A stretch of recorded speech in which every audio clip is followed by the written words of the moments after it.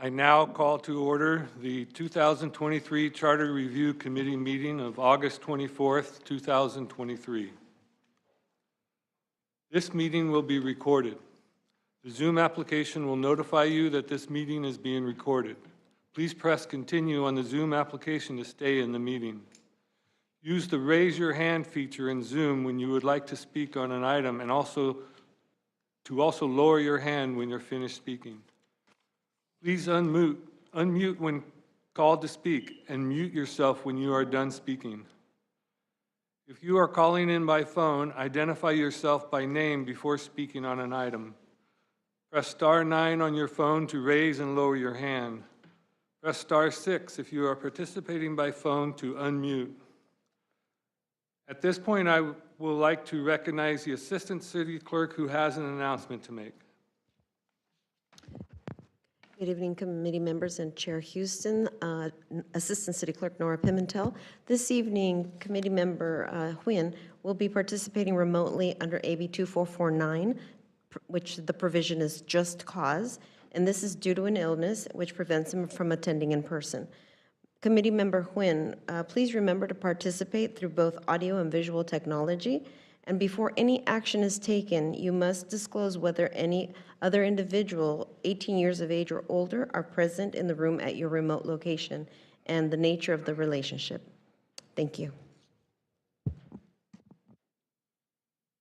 Staff, can I get a roll call, please?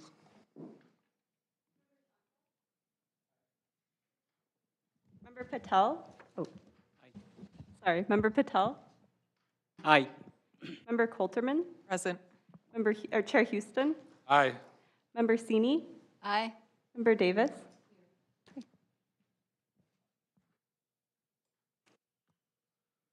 Welcome to the second Apologies. 2023.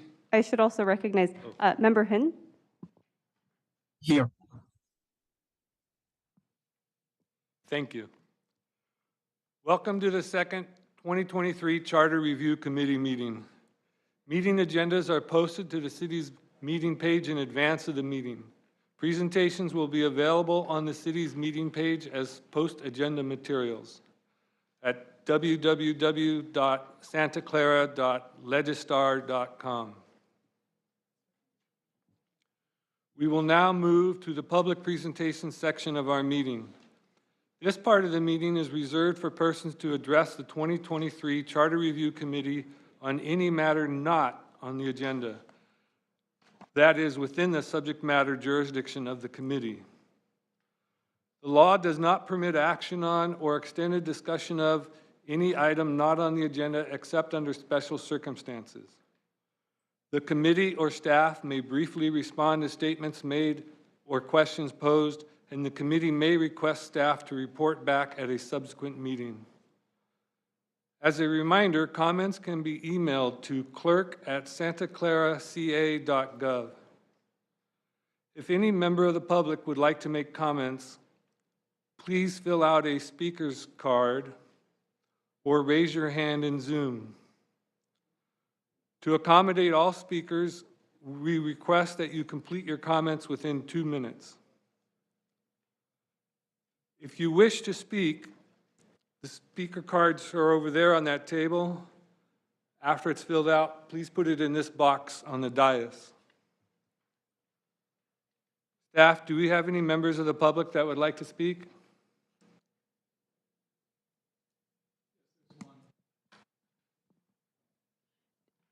I believe this is under public presentation, so it's an item not on the agenda. I don't believe we do. We have one Zoom person on Zoom. Who's on Zoom? Wesley Mukoyama. Leslie, please go ahead.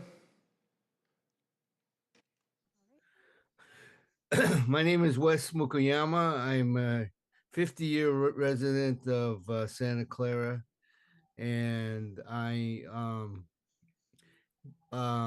raising the question of electing the police chief and county and the city clerk. I'm wondering how you can make a police chief accountable if he's the only one running for election. And and why is Santa Clara the only city in the state that has an elective office for police chief? I I do think I do think that Santa Clara has had its share of corruption in the police department, and I also feel that the Police Officers Association has strong ties to the police chief, whether in many ways, and the police chief has no accountability to the public, to the city council, to anyone. He can do whatever he wants. I will speak later more on this, but I'll stop here for now. Thank you, Les. Staff, do we have any more members of the public that have to speak? We will now move to the general business items on the agenda. Our first item is action on the minutes of the August 10th, 2023 Charter Review Committee meeting. Does anyone on the committee have any questions or corrections to the minutes? If not, can I get a motion to approve? Motion to approve? I had a question. Go ahead, I Clifton. believe- Go ahead, Clifton. Okay. I believe that the minutes for the vote on the chair, that there were 2 votes for Joyce. You voted for yourself. You said myself. Oh, sorry. Okay. So to clarify, there were 2 votes for Member Davis.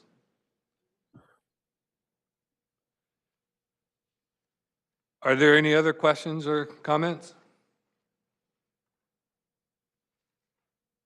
Can I get a motion to approve? Chair Houston? Committee member Nguyen has his hand up. Okay, Member Nguyen? Yes, I would like to second the motion. I believe the motion has already been raised. Okay, so we have a motion from Member Coulterman and a second from Member Nguyen. Roll call vote? Can I just get clarification? The motion is to approve as with the amendment that there was 2 votes, correct? Correct.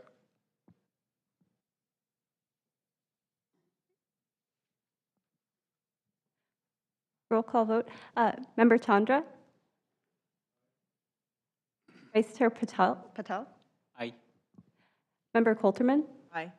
Chair Houston? Aye. Member Sini? Aye. Member Davis? Aye.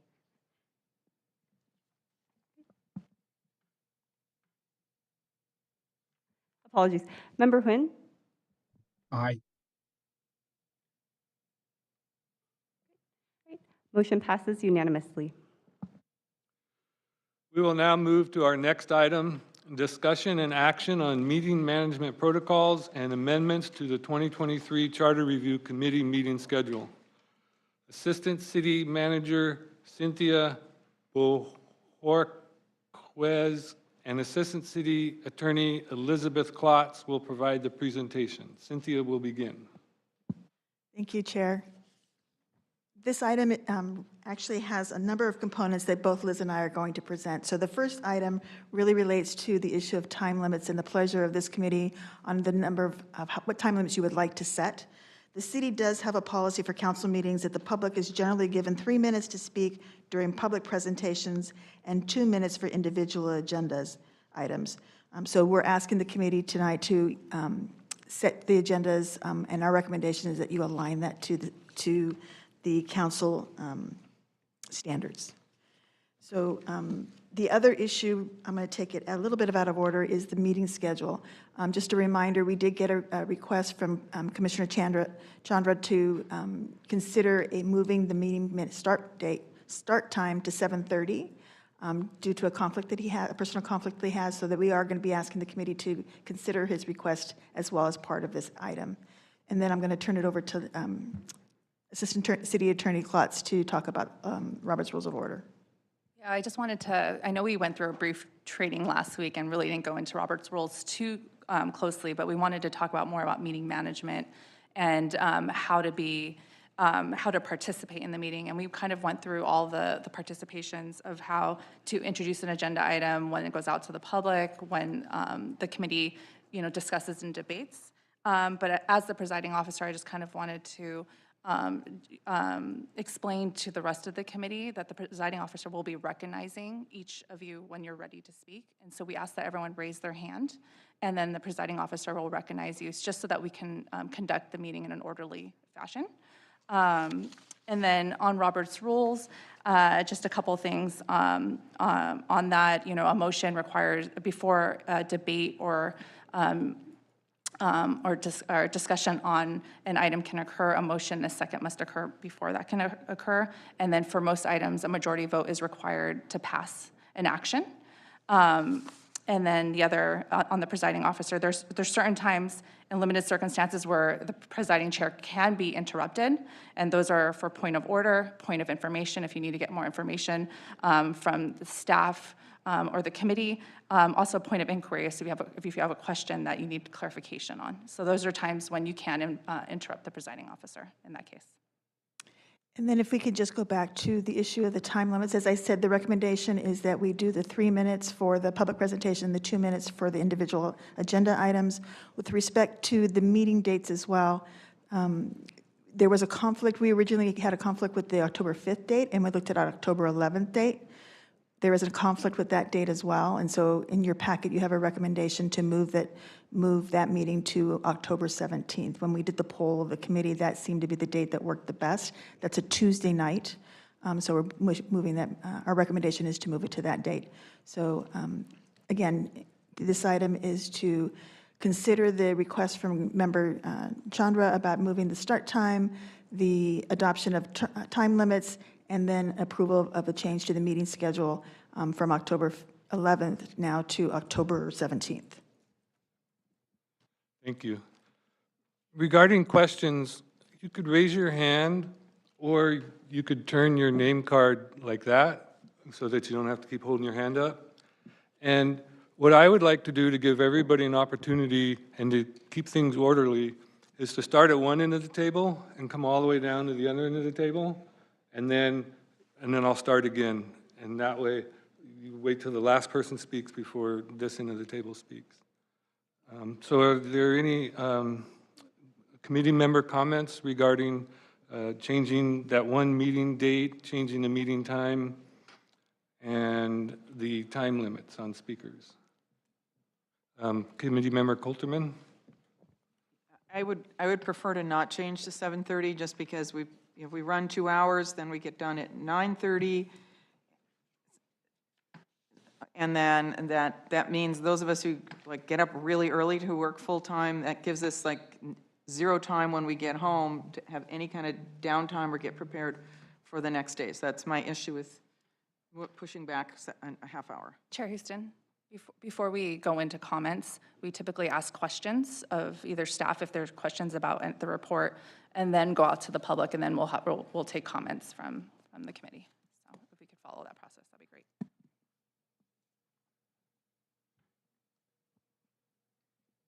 So the idea would be, Mr. Chair, if I might, questions only at this point from members of the commission, then public input, and then kind of comments and deliberations on any of these items. Public might not be interested, and you may not have anybody commenting on these things, but that's the normal sequence. Okay, Member Sini? Thank you. I also am against moving the meeting to 7:30. That would be very difficult for me. And additionally, the standard meeting time for the citizens of Santa Clara for our council meetings is 7 o'clock. So I think that's what people in the city are used to, and that we should conform to that. Are there any questions from the committee members? Can you remind me what we should do next? Do we- Comments from the committee members or? Questions from the committee, then comments from the public, and then come back to the committee. Are there any comments from the public? Are there any commenters online?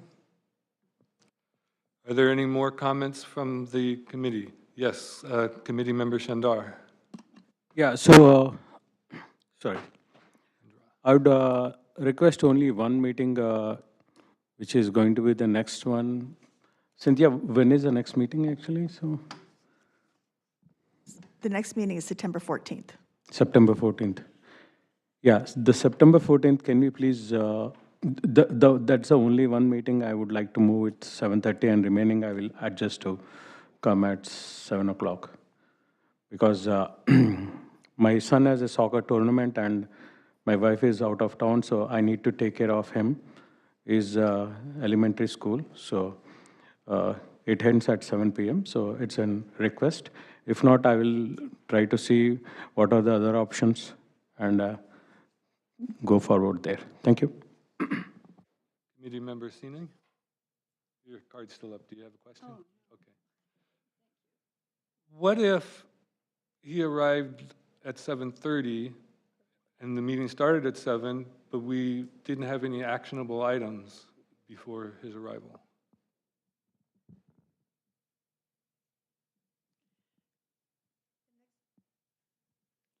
The next meeting is scheduled to be another hearing and the presentation of the appointed, the perspective. So those would be the items. Again, we would approve the minutes from tonight. And then the only other item at this point is the hearing from the other perspective. So, I think it's fine for him to come late, but that's the agenda at this point. And here, what you said, the last few words? But that's the agenda for, at this point, those two items.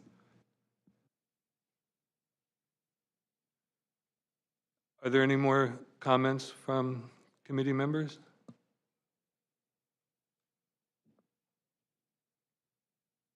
So it sounds like we're keeping the meeting at 7? Okay. And then the other, changing the meeting date, we need to discuss that. Are there any questions from the committee members about changing the meeting date? And then the other,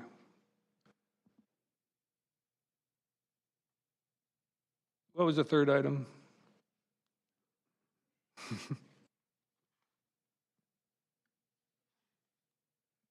Time. Adoption of the time limits. Are there any questions regarding the time limits? 3 minutes for presentations in the beginning of the meeting and 2 minutes for public speaking.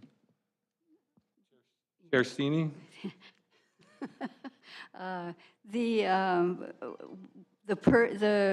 When you're talking about the first one, is that the item not on the agenda? Correct. I don't think having 3 minutes for an item not on the agenda is appropriate for a committee like ours that's really dedicated to this activity. It's not like there's other activities that the city council might have to be responding to. We're dealing with so I think 1 minute would be sufficient. Committee Member Coulterman? I think 1 minute is, it's hard for people to have enough time to put their thoughts out in 1 minute. So I would be happy to have just 2 minutes for the public presentations and 2 minutes for comments on any agenda item from the public. But I agree with Member Sini that we have a very narrow scope. It's not like council where people can bring all different types of topics to the council. Any other? Go ahead, Committee Member Chandra. I think the initial suggestion looks good, 3 minutes or 2 minutes, because seeing the first meeting, we didn't had much people over there, so I think it should be fine. We have to hear, and 1 minute would be too less for them to complete, so thank you.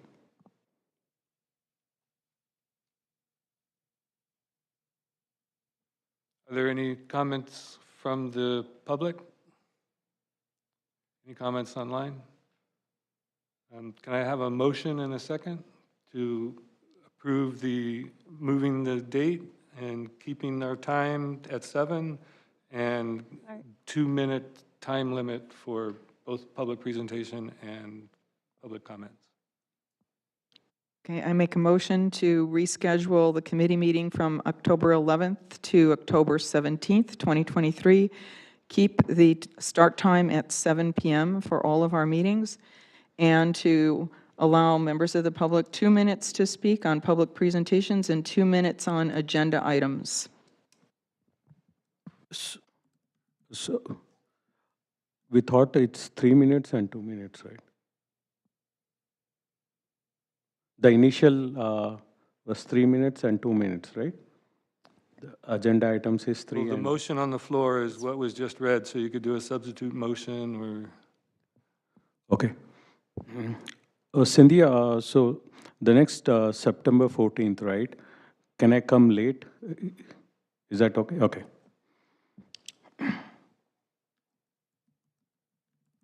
Do we have, No. Second that. Could city staff, did somebody write that down? Do you want to read it back, or do you want me to say it again?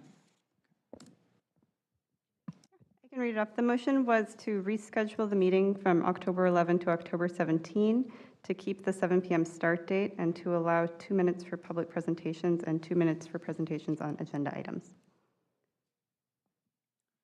do we have a second? the start time? She said keep the start time at 7. Okay, I didn't. I would second the motion. Second that. Seconded by Sini. I think she beat him by a split second. Roll call, please. Oh. There was already input from the public. It would be up to the chair to allow. On the 3-minute, 2-minute, there was no discussion on that. There was only discussion on the... I'm sorry. I didn't see you standing there, but I hear what you're saying, and if you have comments, we would welcome them. Thank you very much, Chair. Hossam Hagag, I know I am the elected clerk, and I'm here to talk later on the agenda. But I also want to offer a perspective from somebody who participated as a committee member on 2 prior charter review committees, and also on the other side, from the city staff side, on a 3rd charter review committee. These types of meetings are designed to, the intention is to get input from the public.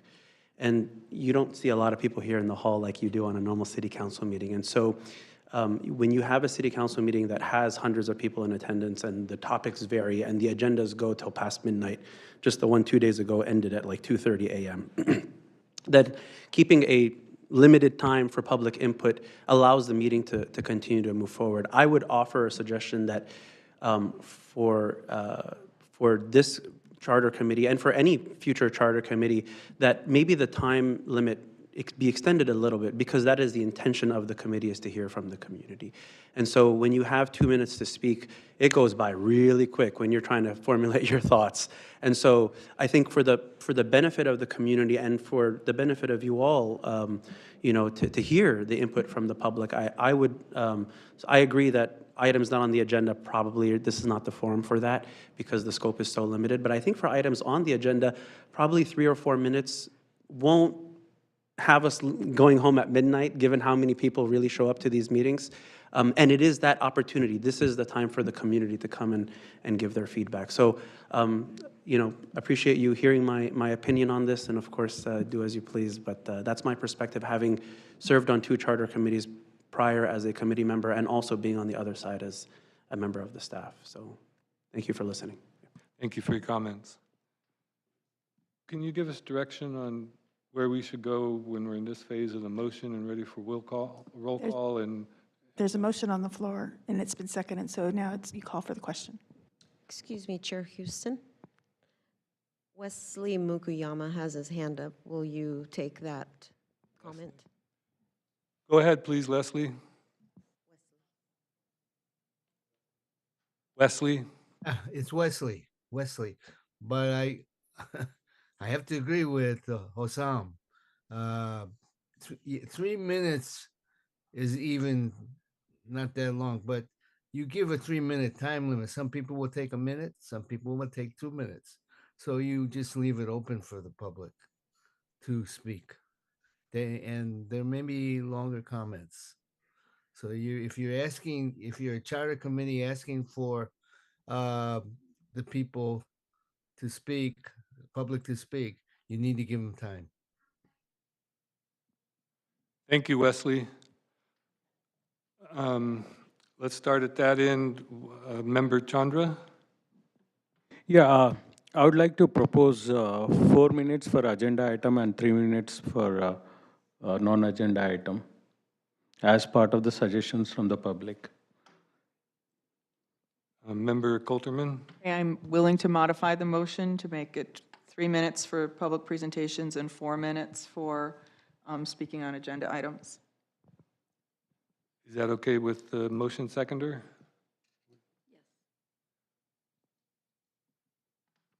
Okay, roll call.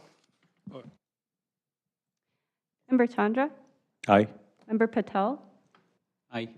Member Coulterman? Aye. Chair Houston? Aye. Member Sini? Aye. Member Davis? Aye. Member Hun? Aye.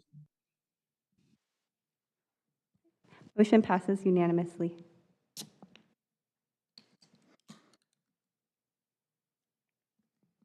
Our third item is inventory of community questions related to a potential amendment to the city charter related to the elected chief of police and city clerk. We invite the public to share any questions that should be considered by the committee. Staff will not provide answers to questions during this meeting, but will inventory the questions and initiate research as appropriate. I now invite public comments from anyone in the audience and those who are joining us on Zoom. Seeing nobody in the room, is there anybody online with questions?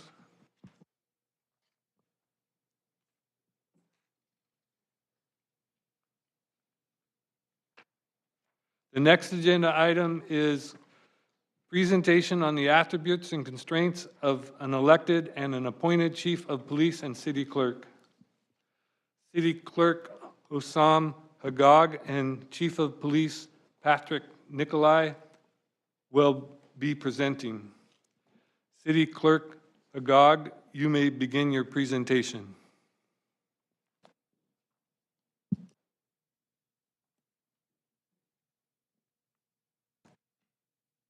Good evening, everybody. I didn't prepare a presentation. I came here to answer any questions you all have. When I asked city staff to provide a list of questions that the committee might have for me as your elected clerk, I received a list of inquiries, but a lot of them were very procedural in nature. I think that city staff would probably be addressing those questions that either committee members or members of the public had submitted. I was asked a couple nights ago, and I've been asked many times in the last several months if I plan to run for re-election again. And of course, the answer is always, well, that depends if the position will be an elected position or an appointed position. And so the follow-up question is always, well, how would you vote? And believe it or not, I don't know how I would vote if the vote went up to the ballot tomorrow as to whether or not the clerk should be elected or appointed. I am torn 50-50. And that is having been on both sides, having served as your clerk now for, I think I'm coming up on 5 years, as your elected clerk, and having been active in the community as just a member of the public for many, many years, I think 7 or 8 years, attending council meetings and participating. Of course, my first term or partial term, when our previous elected clerk, Rod Durden Jr., resigned, it was a partial term. I ran in a 6-way race. It was extremely contested. I can't remember, maybe only one other instance in which a Santa Clara race was a 6-way race. And it was the first time since the council had decided to change the city clerk position from a full-time position to a part-time position. And myself, along with all of my, the others running for the office, even when we were campaigning, the question was always, well, what does that kind of, like, what does that mean to you?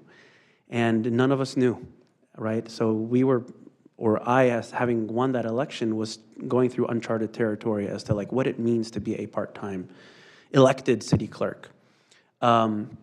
Where the appointed or assistant city clerk who is appointed by the city manager pretty much does a lot of the clerical duties of what the clerk's office is intended to do. And we have probably the best assistant city clerk in all of California. She really is phenomenal. And I've enjoyed working with her, working with you, Nora, in my time here. And so the question is, okay, well then what is my role? I ask myself that question often, and having been in this position for 5 years, there are definitely pros and cons that I can enumerate for an elected versus an appointed clerk. And like I said, if it were put on the ballot tomorrow, I myself, I'm not sure how I would vote. I'd be 50-50.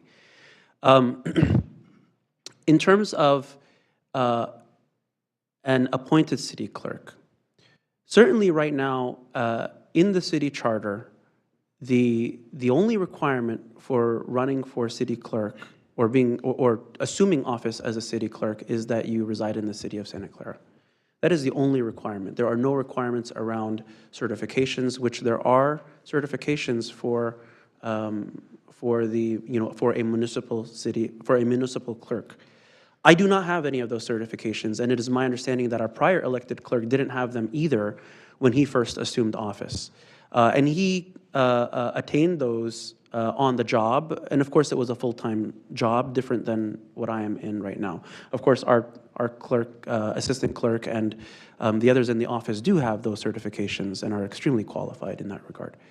And so one of the risks or things that worry me, even as a resident, putting aside my position as an elected clerk, is that anybody can run. There's no other requirement other than having to live in the city. And so if anybody can run, then the answer, then the immediate logical next step is anybody can win. But that's true of our council positions and our mayor, right? Anybody can run as long as you live in the district in which you're running, or for the mayor at large, and anybody can win. And so you hope that the residents, and I have complete faith that our residents are well educated. In fact, in Santa Clara, I believe that our residents are more educated, especially on local politics, than in most cities in the country. It still has that small town feel, right? So everybody knows what's going on, and everybody has a strong opinion of everything. So, you can trust that our residents will do what they feel is right for the city.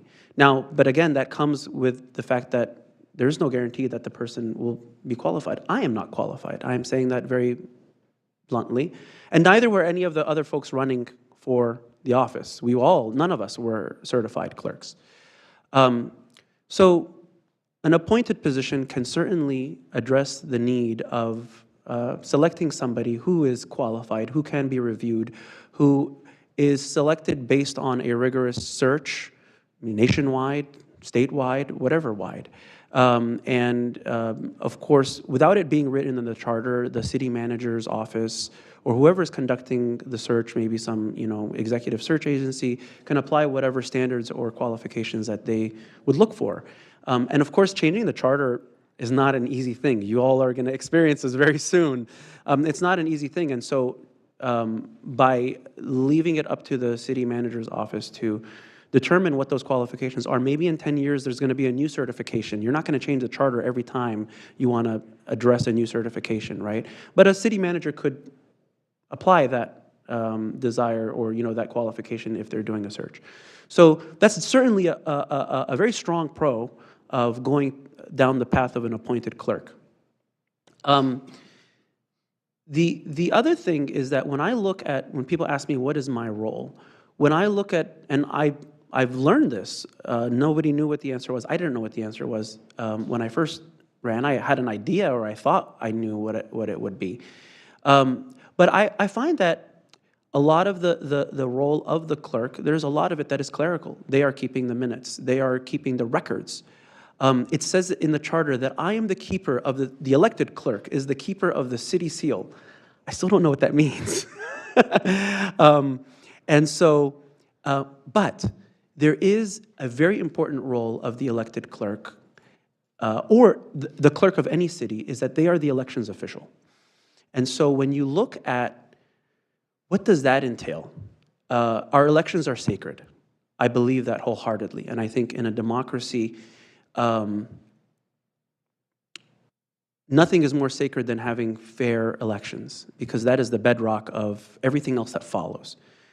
And so when you are running an election as an elections official, it is extremely important that the process is as fair and equitable and balanced as it could be. So, could I tip the scale as your elections official? Maybe. But I was chosen by the people. I wasn't chosen by somebody else or a small group of folks. And so if I get out of line, the recourse is that I get voted out the next time, or I get recalled in the middle of my term. I think that's powerful. I always, and I've said this to Nora from the day I met her, that if there was any a time in which there was an FPPC violation that needed to be filed against any sitting council member, that I be the one to do it. Because I don't answer to the council. And so I don't fear retribution. It's different if somebody is appointed, that there may be a small grain of fear in the back of their mind that if I cross somebody on the council that I may lose my job. I don't ever have that fear because I don't answer to the council. I've said that very clearly to them multiple times on the dais as my role as the clerk is that I don't answer to you, any one of them. I answer to the people. And so if I get out of line, the people will hold me accountable, right? And so there's a sense of checks and balances there that I think if I were to throw out the window all of my responsibilities and that was the only one that I kept, I still feel that is valuable enough for me to stay in this role. Now, of course, you may not like me. You may not like the next elected person that gets in there. And so that duty still sits on them or myself right now. And, but it's democratic. I feel that it's democratic. And so that alone, to me, it kind of counteracts like all the other benefits of an appointed clerk, but I'm still torn because with an elected clerk, like I said, anybody can run. So you could get somebody who is completely unqualified or worse, malicious. And so what happens then, right? I'd like to think that I'm a good person and, you know, right now the city's in good hands with me as their elections official. Maybe some people don't agree and that's, you know, that's fine. They're entitled to that opinion. But at least I like to think I am. But who knows? What if I don't run again and somebody else runs?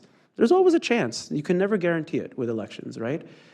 But that's democracy. And that's why democracy is messy, but it's probably the best thing that we've got. So that's kind of, I know I said I didn't prepare that, by the way. I just off the cuff, top of my thoughts. So if there are any questions from you all on my perspective, I'm happy to share it. I hope that at least I gave you a glimpse of kind of the pros and cons that you should deliberate and think about when talking about it.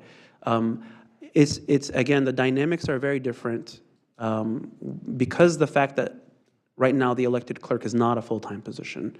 And so had the clerk remained as a full-time position, I think my opinion would change very significantly because the risk of somebody unqualified being in a position that holds a big responsibility in the city, aside from the elections being the elections official, is too risky to put in the hands of somebody not qualified. So, but the reality right now is that the elected clerk is a part-time position, and given that, I'm torn. So I've rambled on enough. If you have any questions or things that you want to pick my brain at, I'm happy to answer. Do we want to hear from the chief and then ask questions of them both, or do we? Let's, while he's up here, let's ask him questions. So Chandra, do you have any questions?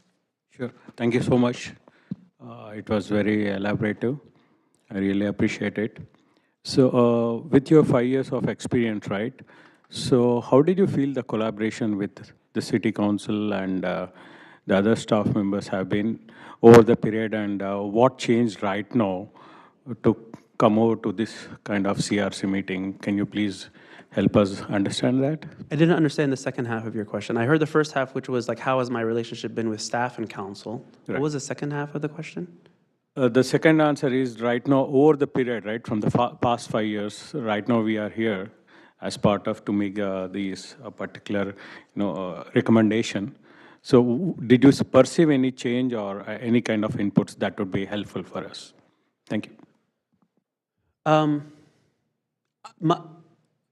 I have a very cordial relationship with everybody on the current council. I don't agree with any of them on everything. I don't know if I feel the same about former council members unanimously, but it's always been respectful. And it has always been, for the most part, a two-way street in terms of respect. Staff is great. We have great staff in the city. And although technically I am considered staff, I'm an elected staff. So I'm not unbiased I'm not biased when I say that we have an incredible staff. And having worked with folks from many different offices, from the attorney's office, the city manager's office, the city clerk's office. And so we should all as Santa Clarans be proud of the staff that we have. I think the second part of your question, let me also elaborate on the first part of your question. There are current council members for which I have filed FEPC complaints against. I think that's public record. It has always been after multiple attempts of correction without going to the FPPC. Back to my point about being an elected official, I mean, the goal is not to get anybody in trouble. The goal is to, as the elections official, you have to, there is, to protect the integrity of our democracy, these rules that the FPPC enforces are there. They're really good rules. They're very well thought out. And so filing an FEPC complaint does not indict somebody that there was malice involved. And that's why I always reached out to them to correct. Because we all make mistakes.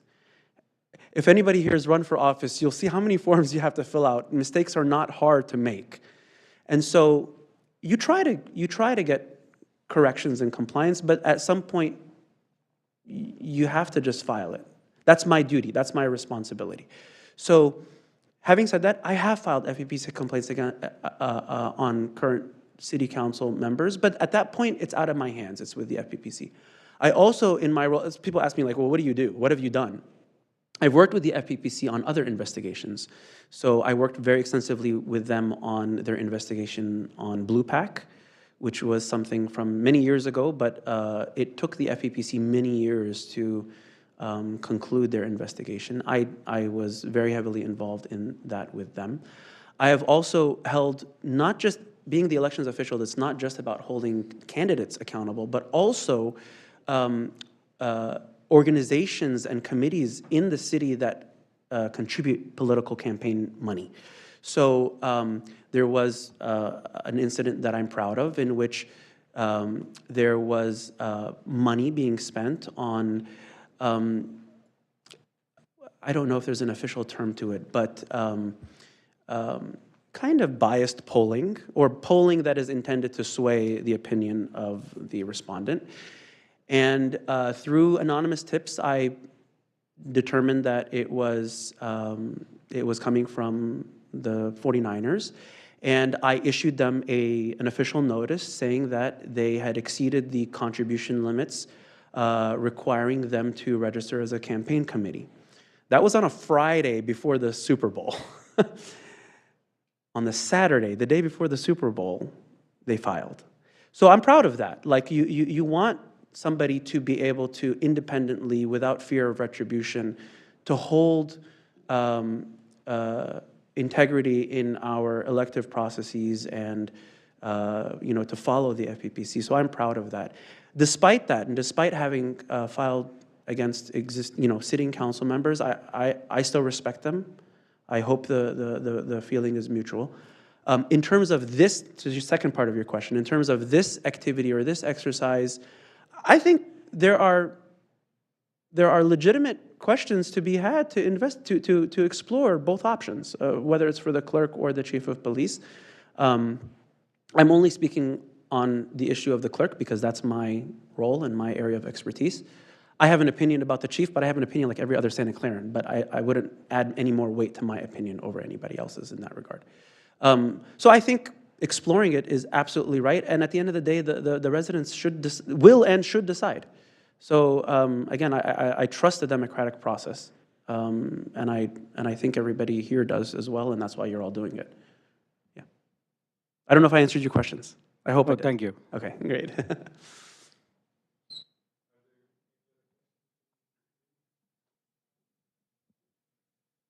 Chair Member Davis? Thank you. Thank you for your comments. I do have a question, and I'm not sure all of the logistics of that. Last time we met, we did talk about qualifications for the chief of police if we were to go one way or another. And I'm not sure that we had that discussion about the city clerk position. But given your comments, would you say it's time to have a job description and qualifications that a city clerk person should meet that maybe can be born out of this particular committee? That is a great question I had not thought of. Off the cuff, I think the answer to my question would depend on whether the city clerk is a full-time or a part-time position. So back to my comments earlier, if the city clerk was a full-time position, I absolutely believe that they should be a certified municipal city clerk. And Nora knows this better than I do. This is how ignorant I am on that topic. There's like master certified, there's different levels of certification. So whatever Nora is, that should be the level that we expect for a full-time clerk. I would defer to the city attorney's office on this, but I don't believe that even the charter itself designates that the elected clerk is full or part-time.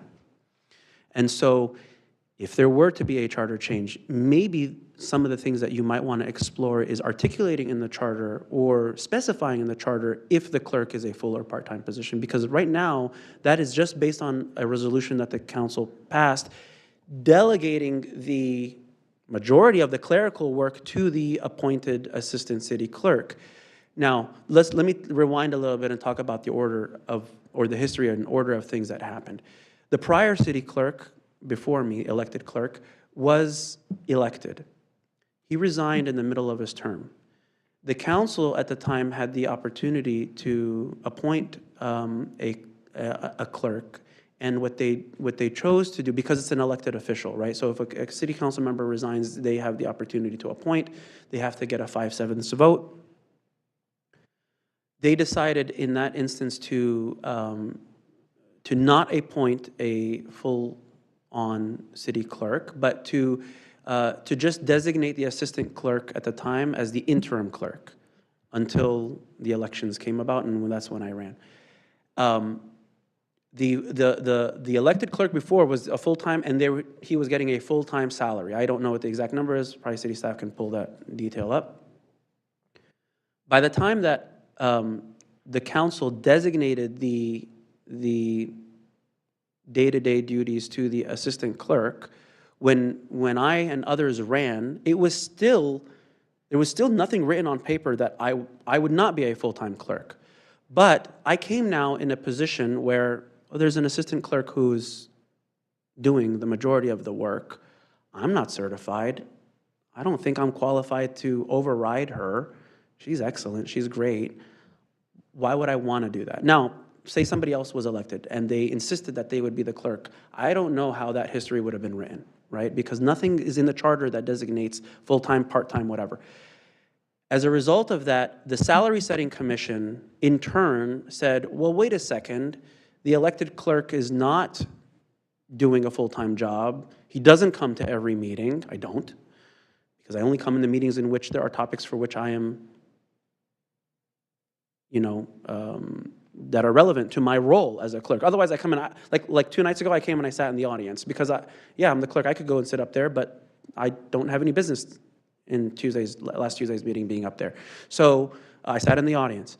And so the Salary Setting Commission at the time, because they set the salary, they changed the clerk's salary from being a full-time position making, I don't know how many hundred thousands of dollars a year, down to, I think it was like a $1,500 stipend, and then at their next evaluation, they even dropped that down further, which is fine. I'm not doing this for the money. I'm passionate about my city, like our council members who only receive a stipend as well.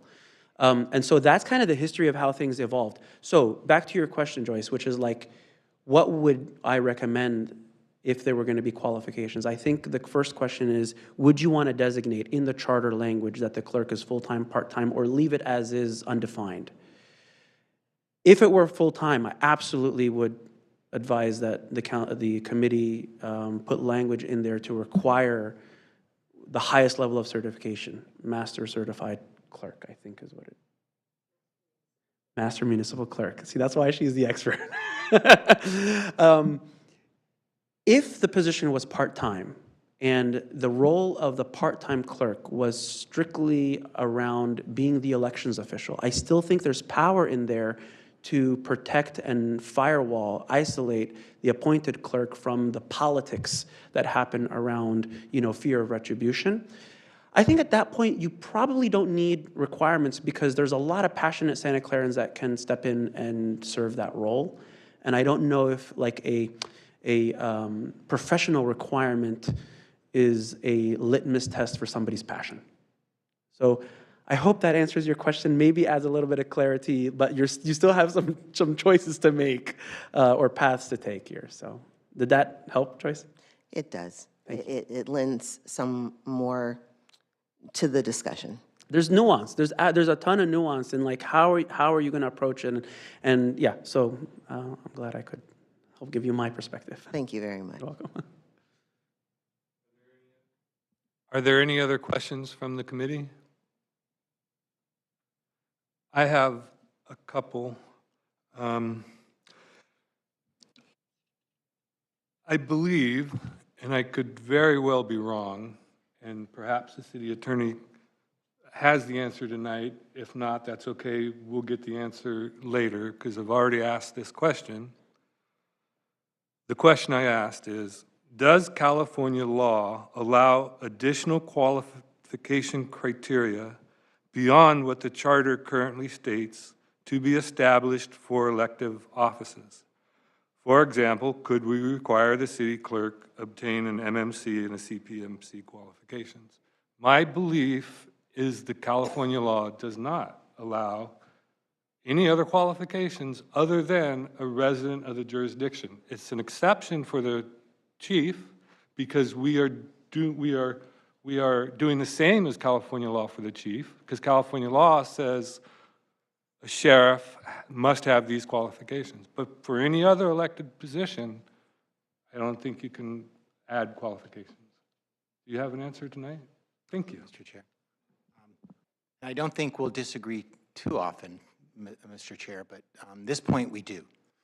And we'll do some more detailed research on the point and kind of discuss with you where you derive your thoughts on that.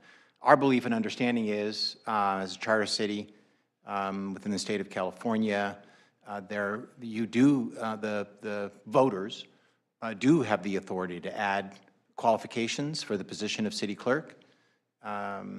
And I believe, and we can look at this as well and provide that information to you, of the, Hassan, how many other elected city clerks are there? In the mid-hundreds, right? 100, 140 or so? I don't have it off the top of my head, but I Yeah. know that when this discussion happened before, even in, I think, in the immediate Santa Clara County and surrounding counties, it was like almost 50-50, if I recall correctly, but don't quote me on that. Yeah, that's someone, we'll get that information back to you, but it's over 100. I think it's in the mid-hundreds. the number of city clerks. I believe the city charters for at least some number of those jurisdictions have qualifications for the city clerk. So from a legal standpoint, our belief is the voters would have that authority, and it would be legally appropriate for you if you decide, to recommend such a thing. And then the voters, of course, would ultimately decide whether or not that makes sense to them. But we'll provide some additional information on that, but at least that preliminary answer we're confident in. Good, thank you. I appreciate that clarification, and I think it's an important clarification. Can anybody file FPPC complaints, or just, yes? So in the times where, if I were an appointed clerk and they felt fear of retribution, a resident could file it instead. It's a really good question, Jeff. So let me address that, because I think there's a nuance that maybe not everybody is aware of, and I didn't know it until I was elected clerk. So anybody can file. You can even file anonymously. There are rules that the FPPC even imposes on itself around response times, like when they acknowledge that a filing has been done. Probably people in this room or those watching may have even filed complaints of their own, so they've experienced that process. There's kind of an added benefit to being the elections official, though, because you're the elections official. It doesn't mean that you have any more power in terms of like selecting who gets elected, but when an elections official files an FPPC complaint, it takes a different path with the FPPC than a member of the public filing it. You can think of it like we jumped the line, right? Because the FPPC looks at the elections official as somebody, whether they don't attribute whether the person was elected or appointed. They're like, this person is just doing their job as the elections official. And so if they're calling something out, then we better take a look at this. And so I've experienced that. I didn't know that that's how things were until I went through that process myself, and I, experienced it myself.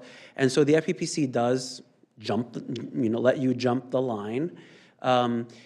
There are also, the FPPC, because you're the elections official, has a more kind of open line of communication with you than them communicating with a anonymous, which is impossible if they're anonymous, or even a non-anonymous filer of member of the public. Usually the FPPC doesn't confer with members of the public, right? They will take the input that a member of the public would have given, do their own investigation, and make their own determination. They will still make their own investigation and determination without interference from me or any elections official, but they can reach out and ask questions. They can reach out and say, hey, do you have more of the documentation, the Form 700s or the 460s or the 490s that they have? They have access to a lot of that, but they can still communicate, which is not something that they would do with a member of the public. So there's a little bit of a difference. You're right, though, that if there is an appointed clerk and they wanted to file, they could file anonymously, but then you have to think about what the community will see. Why is that appointed clerk not doing their job? Because we have smart residents who go and do a lot of the digging on their own, right? And so they say, why is that person sleeping at the wheel and not filing the complaint? When in fact, maybe that appointed clerk did file it anonymously out of fear of retribution, right? So now you have this dynamic where the appointed clerk wants to do their job and doesn't want to be perceived as being asleep at the wheel. Does that kind of answer the question, Jeff? Didn't that already happen, though? Didn't SUDS council members Jane complain that you didn't file some FEPC complaints? On? I don't have those details, so if the answer is no, then... I would appreciate those details if you're going to accuse me of not doing my job. So you're not aware of what, yeah. You're not aware of that. There is an instance where, do we want to get on this? We can do it, okay? Well, I'm trying to make the difference between what an appointed and elected would do. So I think an elected could be the same problem, right? As an elected... Okay, let's get into the details. I think I know the incident you're talking about. It's when former Councilmember Dominic Caserta and another member were meeting and conferring on behalf of Flavored Tobacco. myself and with help from the rest of the city clerk staff and with conferring with the city attorney staff, did not find that he had that he did not meet the threshold for being required to register as a lobbyist. By the way, that's different than FEPC complaints. And I communicated that to Councilmember Jane, right? Like that, yes, he's taking these, former Councilmember Caserta is taking these actions, but he did not meet the criteria to be required to register as a lobbyist. And if he does, we will, issue the notice and require him. That's different than FEPC, but point taken. But so whenever a complaint is done, I cannot turn a blind eye. I have to investigate it, right? There was a similar investigation that was done with a candidate for council, Ms. Bhatia, when a member of the public made an accusation or filed a complaint that they also were not registered as a lobbyist when they were required to. And with all complaints, like I did with the one from Councilmember Jane, I took it seriously. We did an investigation. Unfortunately, the existence of an investigation was weaponized. Even though after the thorough investigation, we found that Ms. Bhatia was not required to register as a lobbyist. In my conversations with the FPPC, I've had many conversations with the head of the chief of the enforcement division, because I worked with them on the Blue Pack situation. They also acknowledge that, and this happens, you'll see this even in Santa Clara in the news, oh, so-and-so is being investigated by the FPPC. And so even the claim or the triggering of an investigation becomes weaponized when most of the time it results in no fine, it results in no, action taken. But that is unfortunately, will you tell the FPPC then to not announce that they are investigating? I mean, and they empathized with my pain when I talked to them about this, because they're like, we deal with the same thing.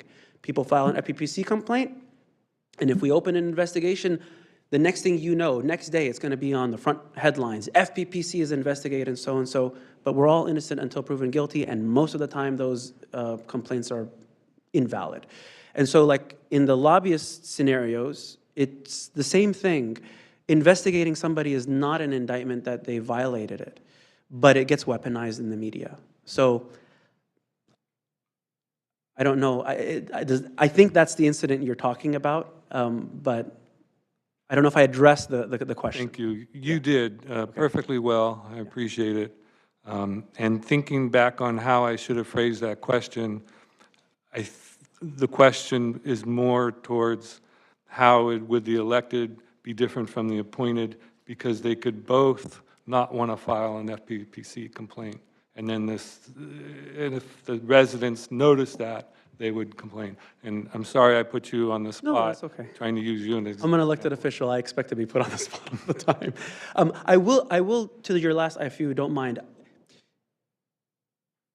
an elected official not doing their job, if they were an appointed official and not doing their job, you still are kind of stuck in the same spot. Like, let's say that I was an appointed clerk and, a complaint was filed or reported to me, and I just, turned a blind eye. Sure, the city manager could fire me, right?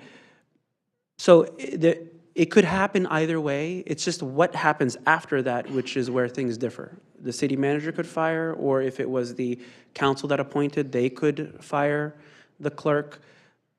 In the case of an elected official, the residents can fire the clerk with a recall. It's harder, I'm not going to lie, it's hard to do a recall, or just vote them out in the next cycle. So being elected or appointed does not change the likelihood of somebody not fulfilling their duties. It just changes what happens next and the repercussions of not fulfilling your duties. Yeah. What you just said leads up to my next question. Being elected or appointed does not change whether they fulfill their duties or not. It also doesn't change whether they tip the scale. Fair? Thank you. That was good clarification. Yeah, What fair. happens next. I mean, we're all humans, right? So it doesn't, being appointed or elected doesn't change the fact that you're a human either way. And so you hope that somebody is in the position for the right reasons and has morals and ethics, and you cannot require somebody to have morals and ethics. And that's true for any elected position, to be honest. On the subject of morals and ethics, is it okay if I ask Nora, does your training focus much on that, morals and ethics?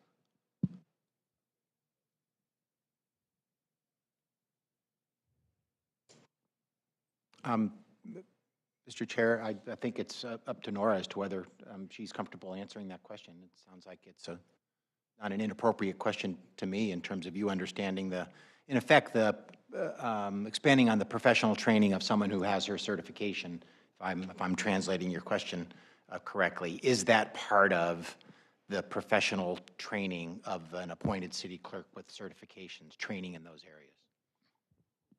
So in response to your question, Chair Houston, yes, I am part of the City Clerks Association of California and part of the International Institute of Municipal Clerks Association. And in our trainings that I've been through, we get a rigorous amount and robust training on ethics, because we do deal with council members, mayors, and other elected officials. So, yes. So, do you have that training? No, Rigorous but and robust? I'd love to take it.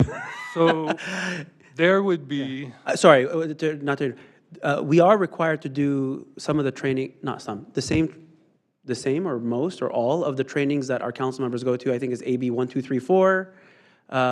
So there are some trainings that we're required to do, but I don't know if there's an ethics training. I don't recall having taken one myself, but maybe, is there an ethics training? I don't believe so.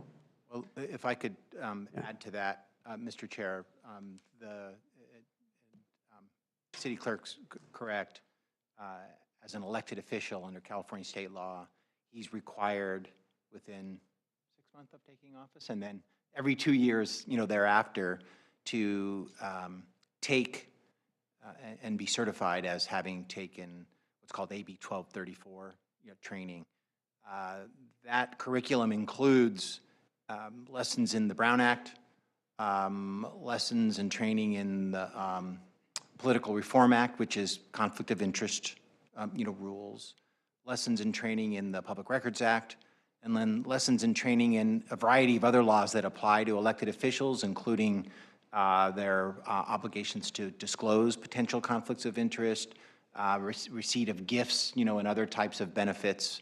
And so that's required of all elected officials. It's actually required of all Form 700 filing boards and commission, members. And our office, actually, I think it's tentatively scheduled for October 26th, is going to be giving the first publicly available live version of that training with actually a convened Brown Act meeting of the City Council and anybody else who's interested in coming, both from the public and boards and commissions, on October 26th. So if any of you want to hear more about that, or our elected city clerk wants a really pretty extraordinary live version of that given by Liz and I, I'm joking, I think it's good, but I guess you all will see and be the judge of that. We'll make sure we get that, once we get that date finalized and the time finalized, get that information out to you and members of the public. Thank you. A little bit of a cheap use of me to advertise that in response, that training in response to your question, but you got to get it out there when you can. It's important information. Are there any more questions from the committee for the city clerk? Wynn, please, Member Wynn. Yes. Hello, good evening, City Clerk Hassan. Nice to see you again. Nice See you for too, you Daniel. to be here. I want to clarify some of your statements. You said your predecessor, like you, wasn't initially qualified, but you said that he later got certification. Which is that correct? That's my understanding. I think it would be maybe a good idea to ask him as well, but that is my understanding from my conversations with him, yes. Okay. Sorry, Daniel, I don't know what level of certification, because there are different levels, if I'm not mistaken. I don't know what level he got, but I do know that he did get certified. And probably staff knows or would be able to find out, or, yeah. Okay. And you said that that he was full-time? Correct. Okay, okay. And well, you said you expressed your desire to take certification. Do you know how does one receive certification? The process of which one gets certification? I don't remember expressing desire to get the certification. Oh, okay, sorry. But it's a full certification process. So I don't know if you go to university to get it or you go to some academy to get it. But I would defer to maybe Nora. She could explain it, or city staff can come back with a more elaborate explanation of what it takes to get certified. I don't know because I never looked into it. I have not been interested to get certified. Yeah, so. Okay. Sorry, I know that maybe doesn't answer your question, but that's the extent of I know of it. Okay. Thank you for clearing your statements up. Mm-hmm. Are there any more questions from the committee? Thank you. Might I offer one parting thought? Yes, please. In hearing my opinion, and of course, I actually, when I spoke with Cynthia and she said in the next meeting they're getting somebody who's appointed for opinion, I thought that was a brilliant idea. I think it would be wise for the committee to, in their deliberations, take the personalities out of the equation, because you'll see that changing the charter is extremely hard. I was on 2 charter review committees before, and like in the first one when we passed Measure R and there was P and Q, it was hard to get the charter changed. And so it's not something that you're going to do except once every decade at least, or maybe even longer. And so making a decision that has durability and longevity for the benefit of the city, take me out of the equation, because I might not run again in next year, right? So taking me out of the equation, or the current political dynamic in terms of personalities, I advise you to do what's right, or what you feel is right for the city, and a decision that is durable and will last the test of time, not one that would address a short-term benefit, because of personalities, but long-term may not be the best thing for the city. Even if that means I lose my job, and I'm okay with it. So I appreciate you all considering what I had to say. Thank you, City Clerk Hagag. I would like to invite the chief up next, and then we'll have comments again, and then we'll go to the public. That would work.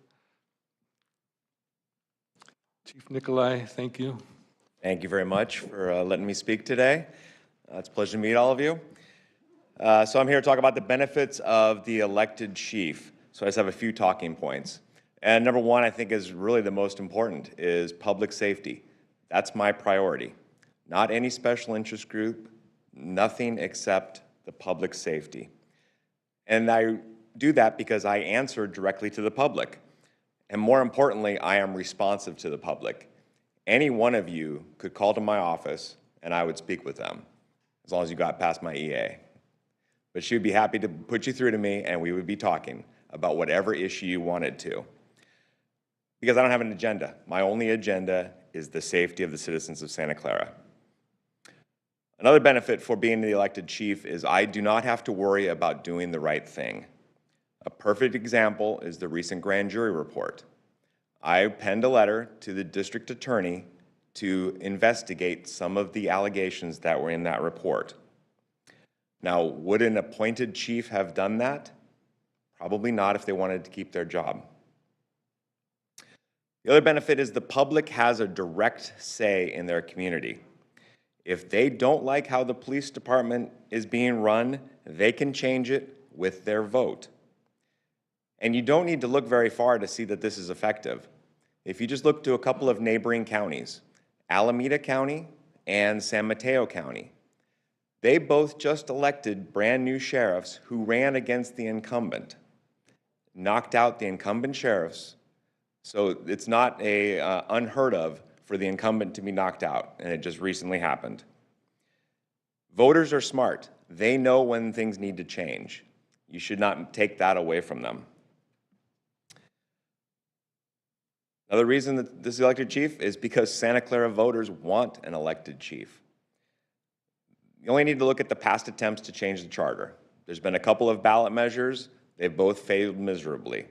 There's been charter review committees that have looked at the issue and said, we're not even going to put it on the ballot because this is a no-win proposition. There was a recent poll done by the Police Officers Association, and it showed an overwhelming majority of voters want to keep the chief. Really, the only people that I've heard that want to make it an appointed chief are the specific council members who personally don't like me. Finally, I want to mention the DEI task force. I was a driving force behind creating this group because I knew it was important for our community during a very challenging time in our country.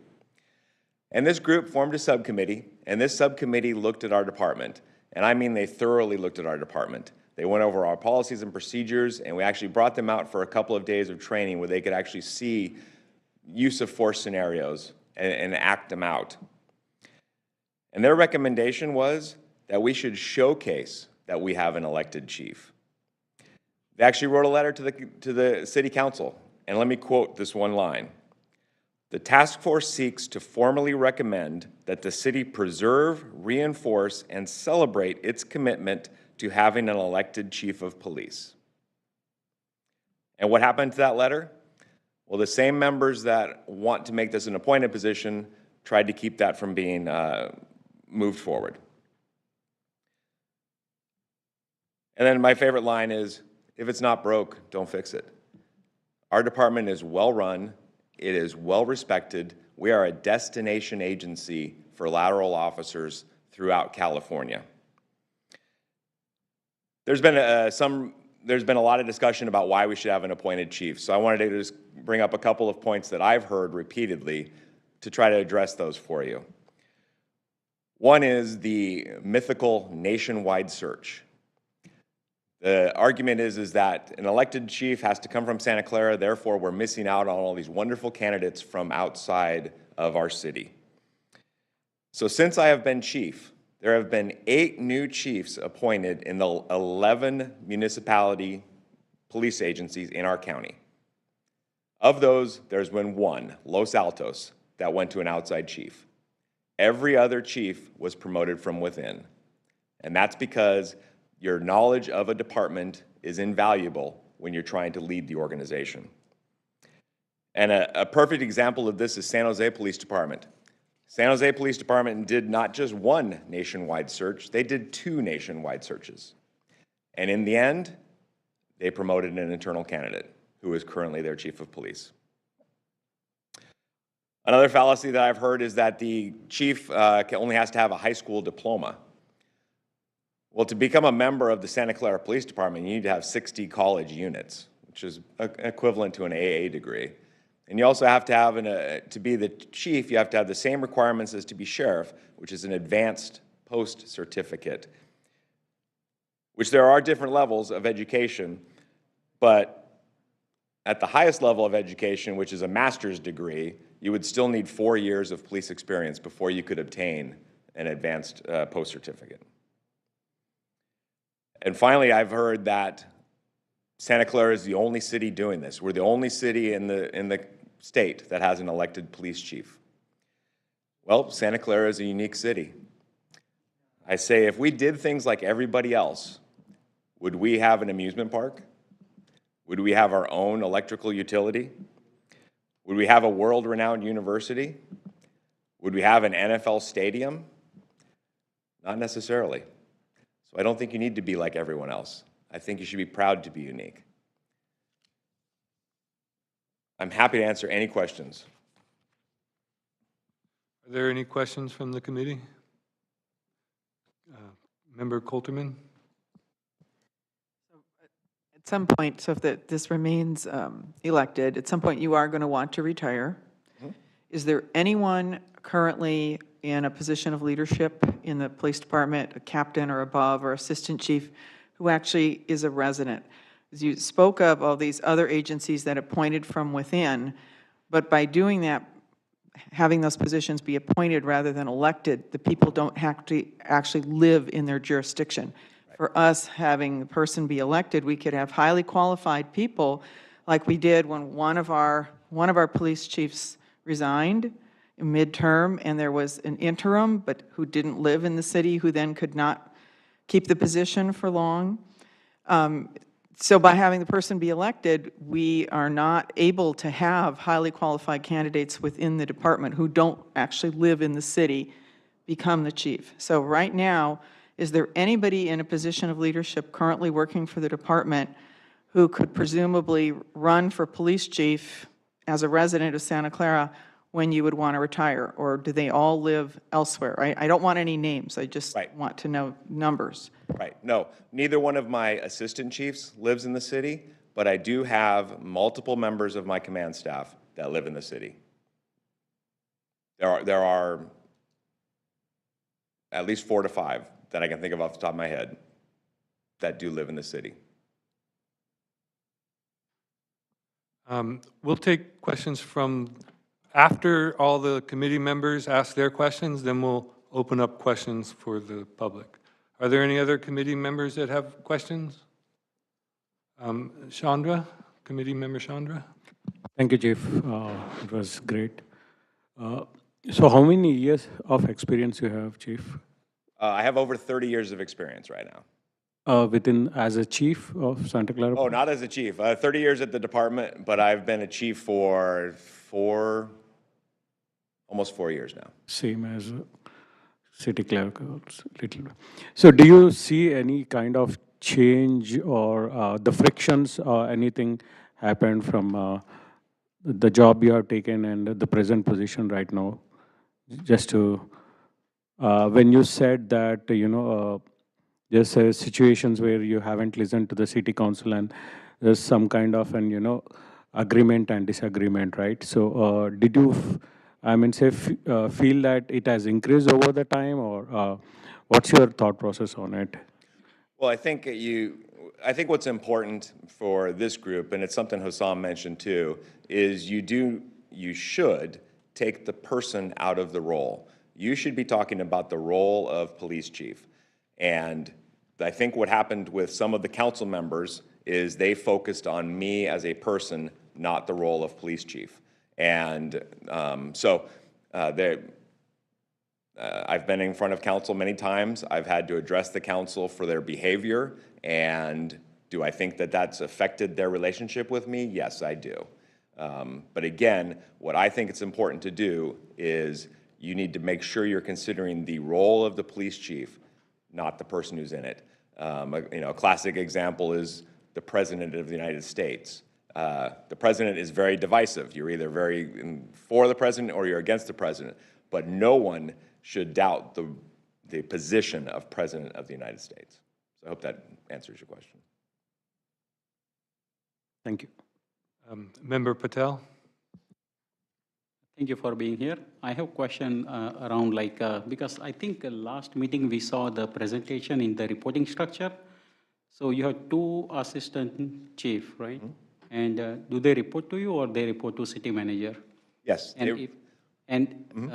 If they report to you, how's the relationship? And if they don't report to you, why? No, they do report to me. We have a command staff structure. So it is, for lack of a better term, like a military structure. There's the chief, there's the assistant chiefs, captains, lieutenants, sergeants, and officers. And it is a chain of command. So they are in my chain of command. Part of the confusion, I believe, is that the city manager is the appointing authority for all the other department heads, and he is the appointing authority for the 2 police chiefs. So yes, they do report to him as well, because he's the one that promotes them, and he's the one that potentially could demote them.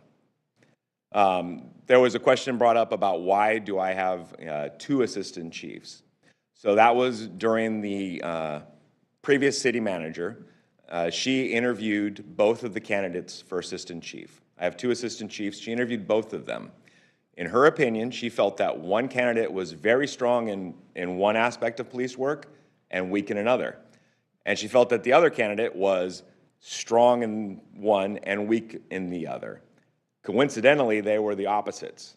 So in her opinion, the best choice is to promote both of them to assistant chiefs. And the way that worked technically in the department is we used to have 1 assistant chief and 4 captains. Now we have 2 assistant chiefs and only 3 captains.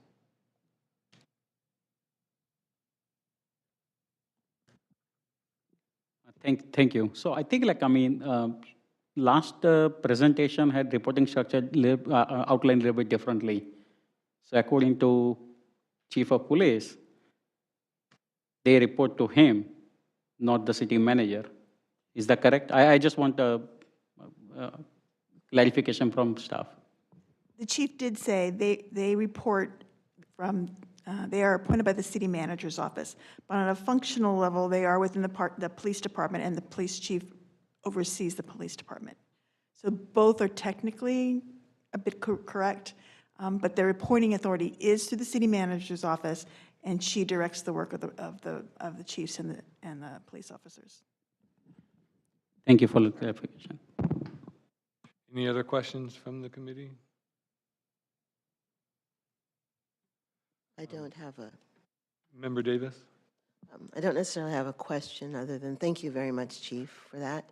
And a statement that I hope that we get to hear from the citizens of Santa Clara about their feelings about this, because it isn't the decision, at least I don't believe, it's the decision of me or any of these other people, but taking from the city, the citizens, what they want.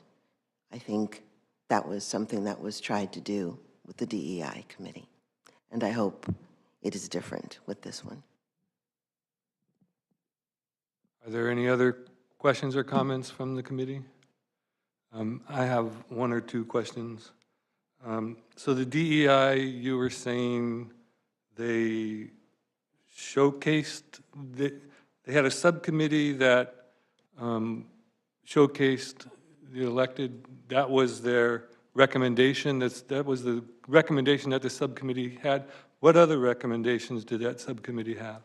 They had a list of formal recommendations that they were putting together, but before they could finish and actually complete it, the city basically shut down the DEI task force. So the task force, while still on the books, has not met for years. So effectively, that was their only recommendation. That was their only formal recommendation that they brought forward, yes.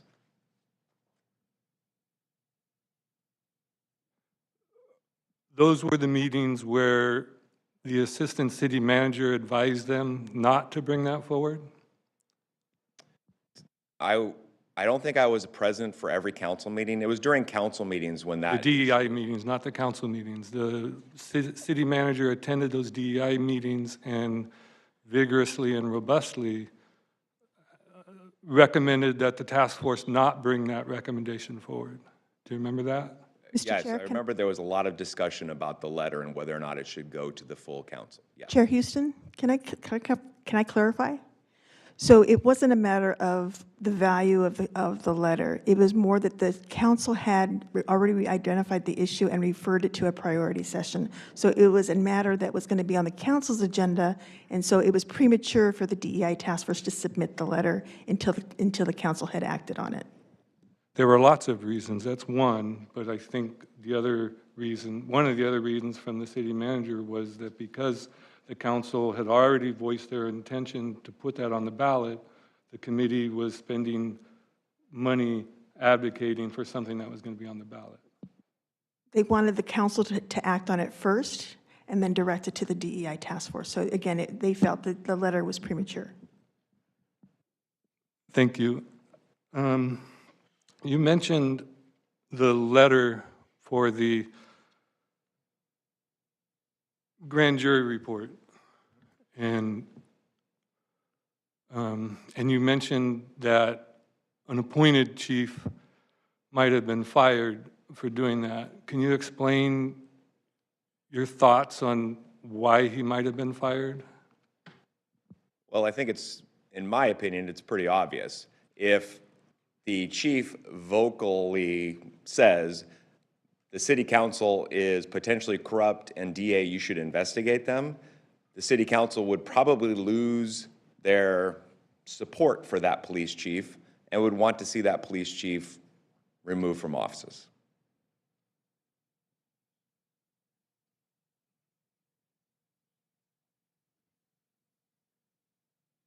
Okay, thank you very much. I think it's time to open up public comments. Are there any public comments? And anybody in the room want to make a public comment or ask a question? It's already on, right? Okay. My name is Bert Field, and whoops, look out. I'm very active in the city, and I am a former Parks and Rec commissioner. I'm also on the Chiefs Advisory Committee. I'm also grown up with the mayor, so I've known Lisa forever. So I'm a long-term resident, and I'm very committed to the city.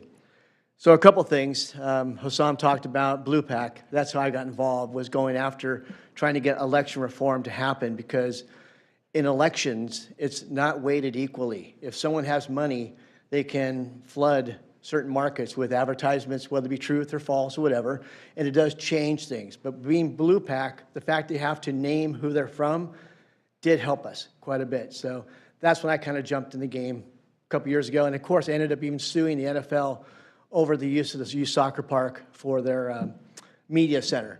So the day I signed that lawsuit against the billion-dollar corporation was a very tough day for me and my family. I'm a single homeowner suing a billion-dollar company. So that was definitely a risk on my part, which I felt willing to do. And I'm really proud of the fact that I did do it, and it did make a difference. We lost the lawsuit, but we got back a soccer park, which was great. So a couple of reasons why I'm here. Number one, there's a lot of talk about the elected police chief and being Santa Clara unique. If you look around California, Northern California, Southern California, many sheriff's offices are also elected. So just because Mr. Nikolai is a police chief, he's elected, many cities, municipalities elect their law enforcement. So let's not confuse that situation there. Second of all, my concern is, why now?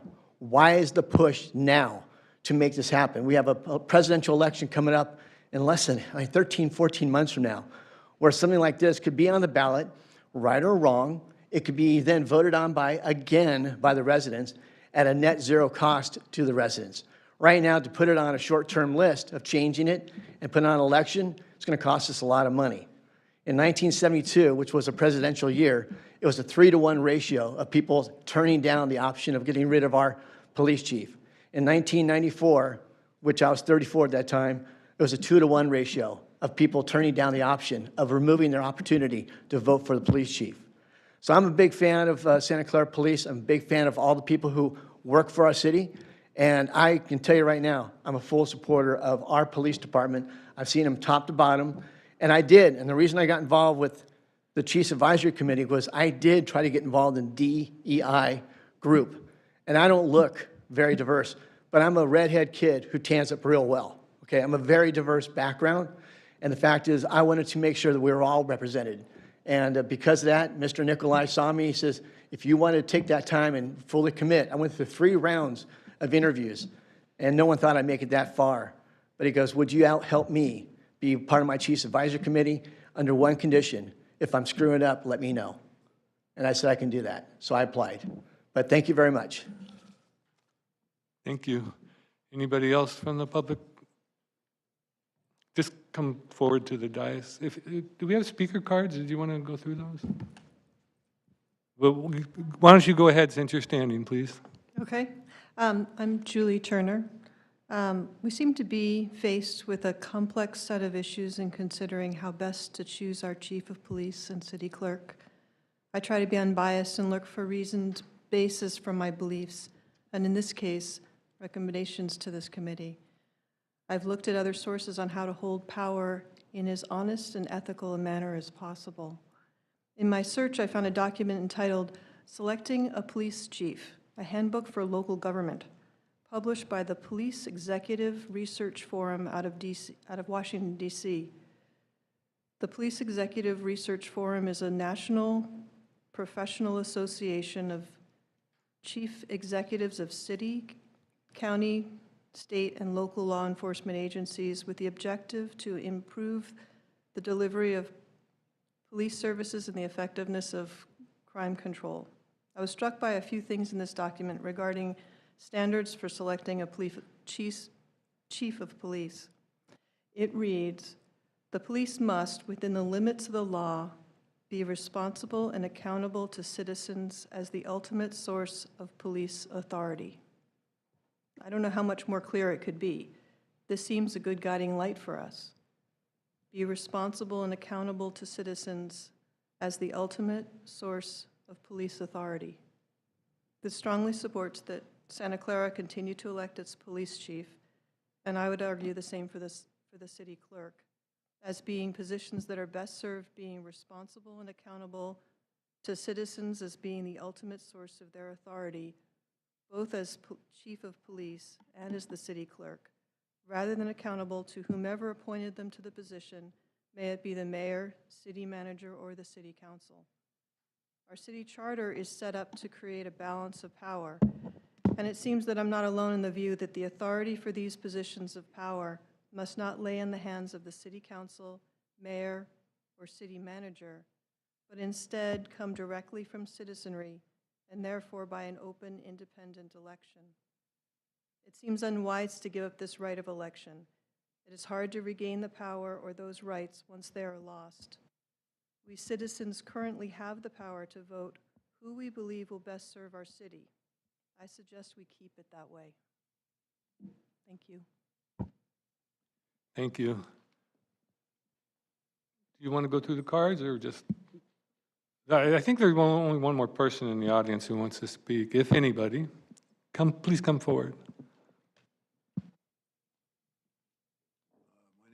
Lorenzo Padilla. I live in San Jose, California. I've never been to a council meeting before. My good friend Bert Field here invited me to come here because he was telling me that this guy here is being ousted out of his position. I just want to say one thing. All you guys here, all of you, not just him or you or you or you, as elected officials, do you people get out in your community and talk to your residents about the issues of your city? Like, do you address those issues with your citizens? I believe Like that's what we're say- doing right now. What's that? I believe that's what we're doing right now. Okay. I have a question for the chief. Since you're a chief, when you were on patrol as an officer before you became where you are now today, do you still get out in the field and interact with the public still? Mr. Chair, Talk to if people. I might, Okay. no disrespect for the speaker. Uh-huh. Typical structure of meetings like this, since you're the ones who are being addressed by the public, is that questions should be asked kind of you, and you as the presiding officer could manage that and ask if the chief was comfortable, answering that question directly. So okay. just as a typical rule of order, sir, and just for your purposes, if you direct your comments to the committee itself. Okay. And then the presiding officer with support from the group can, as appropriate, channel that question to the chief. Oh, okay. I understand. So, again, does the police chief, when he was on patrol just as an officer, now as a chief, does he get out and interact with the public? Does he get out behind from his desk or his office and interact with the public still? Like when he first started as a police officer? Chief, would you be comfortable in answering that question? Sure. Did you have other questions? You want to get them all out there and then I'll answer? Or? No, that's about the only other question I have for you and the committee on that, or as you guys too, do you guys get out and interact with the public? as elected officials? Do people know who you are? Yes, definitely. Okay? In your Well, neighborhood? we're not elected. What's that? We're not elected, we're appointed, Okay, but you're appointed. the answer okay. is yes. Okay. All right, that's all I wanted to ask. And then if the chief wants to address the question I was asking of him. So the question was, do I still get out in public and like I did in patrol when I was a brand new patrol officer? Well, yes and no. I don't drive around and write tickets anymore. I don't drive around and arrest people, and I definitely don't work midnights if I can avoid it at all costs. But I do go out in the public. A perfect example is National Night Out. We just had that event last month, and so we drove around, hit several of our communities, and that's how I could get out there and get face-to-face with people and meet them. So, thank you. Thank you. Are there any comments from the public online? Yes, you have a few. If you'd like, we could start with Richard Conda. Yes, go ahead, Richard. Good evening, members of the Charter Review Committee. I'm Richard Conda, Executive Director of the Asian Law Alliance. I was one of the attorneys who filed a voting rights lawsuit against the city of Santa Clara. As many of you know, the judge in this historic civil rights case declared the at-large system of electing the city council to be illegal in violation of the California Voting Rights Act. The judge ordered district elections for the city council. Change was important in the voting rights case that we filed, and change is important in the method of selecting the chief of police. The election of the chief of police is an antiquated method and needs to be changed. The chief should be appointed. A study out of Harvard identified a number of shortcomings of the election process, including: one, the election process limits the supply of candidates to residents of the city, which was mentioned before. Second, the study from Harvard suggests that elections may not be sufficient to produce responsible city government.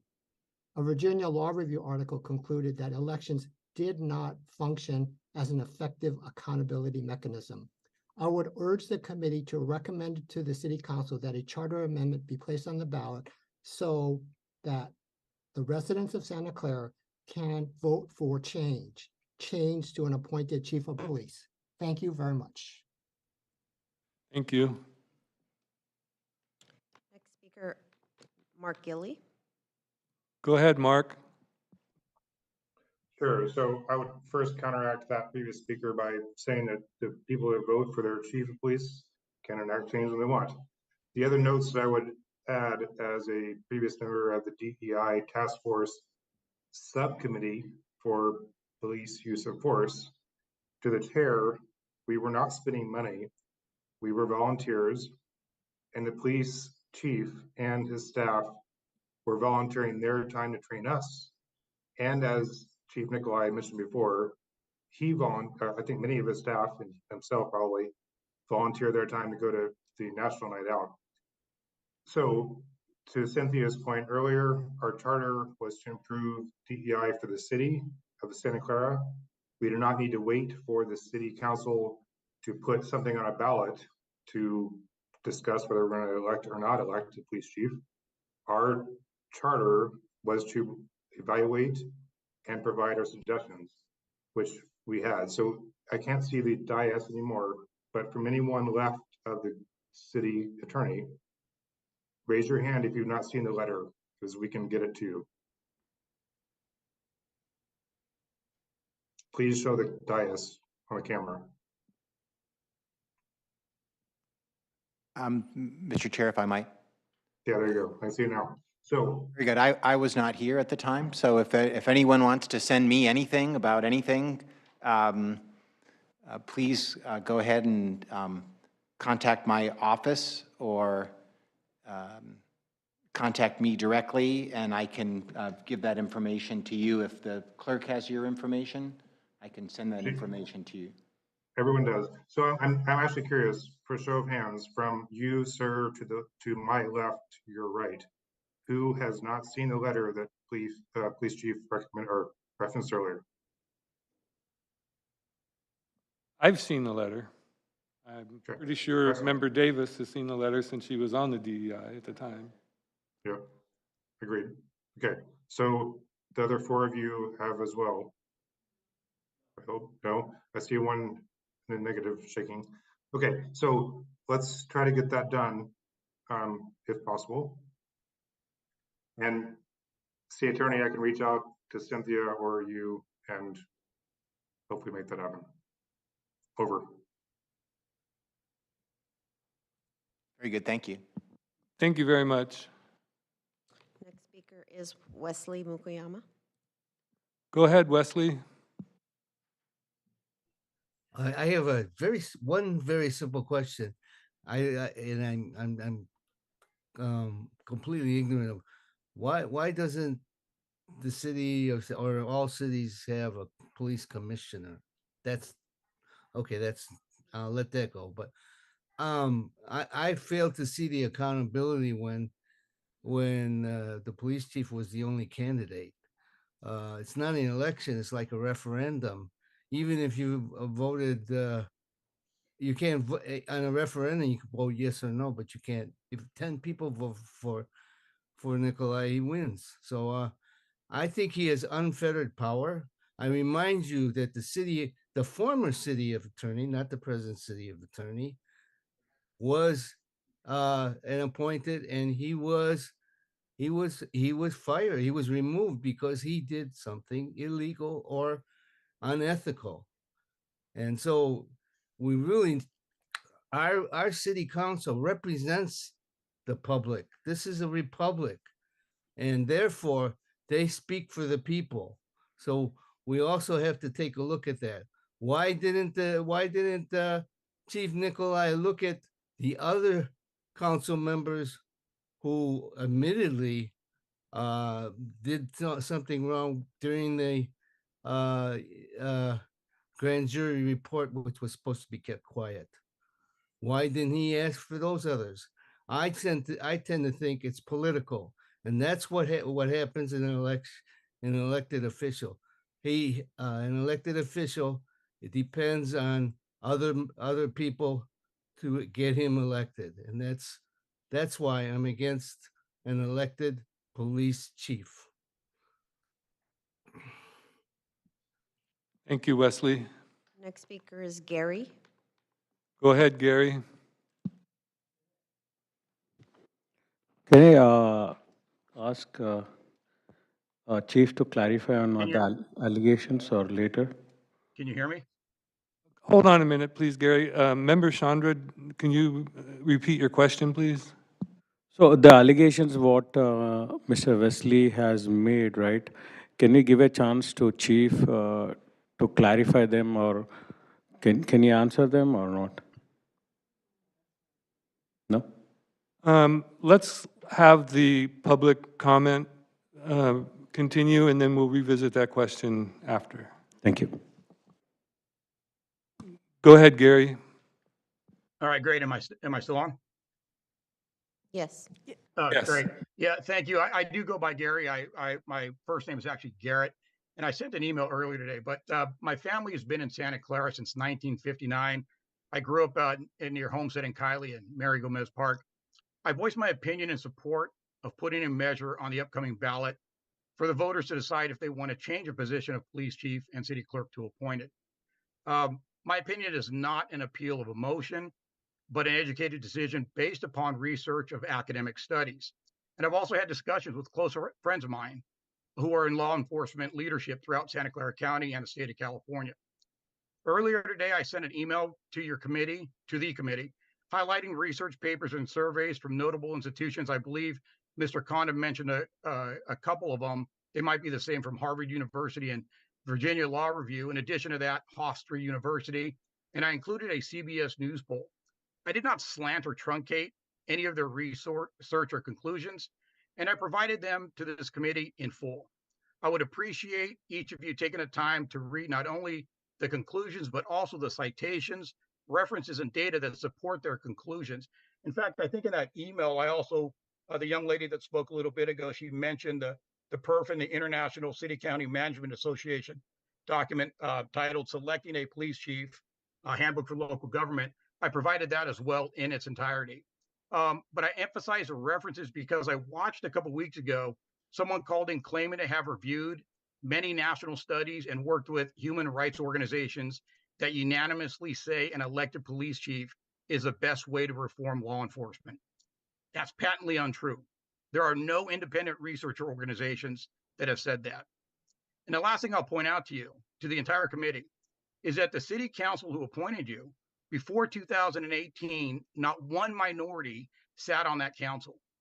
It took both a lawsuit and a ballot measure to get where we are today. A ballot measure should have satisfied all Santa Clarans, but the old guard in Santa Clara wanted to fight diversity and was willing to spend $6 million taxpayer dollars to fight change. Let's not make that same mistake.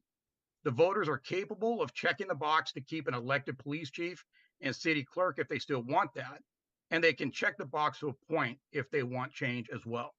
Thank you for your time. Thank you, Gary. I want to point out and clarify the email that Gary is referring to can be found on the Legistar website. It was posted just shortly before this meeting. I downloaded a copy and I have it, but I suggest all of you read it as well. The email was included in the packet for all the committee members. Oh, okay. Oh, okay. Thank you. The name is at the end. At the end. Do we have some, yeah. Do we have more public speakers? We have one more. TK? Go ahead, TK. Thank you and good evening. The question that needs to be asked to chief and elected clerk is about political nature of the elected roles. First, the elected clerk said that he was not political or neutral. Then why is it that on the city website in 2020, the elected city clerk posted charts comparing independent expenditures? This was never done before and was political. The clerk is not supposed to do, he's not supposed to do that. So why did the current elected clerk do that? And why are they still on the website? If people want to know independent expenditures, they can look them up at the city, not posting comparisons when never done before in past elections, when Santa Clara POA and developers benefited and never reported the same way. Questions should be asked to assistant city clerk, is that normal for that to happen? And elected clerk posting those charts when never done before. Next question should be asked is why the police chief felt it was appropriate to contact the district attorney after grand jury report was out. Was it to cover up the fact that it was late to the POA? Was it to protect Gilmore, or was it that he was instructed by Mayor Gilmore, who endorsed him and got him at this position? Does the chief feel that it was ethical to do it before an election? Does that not seem biased to go after the mayor's opponents? And ask DA to investigate members that oppose the mayor. I believe that is political.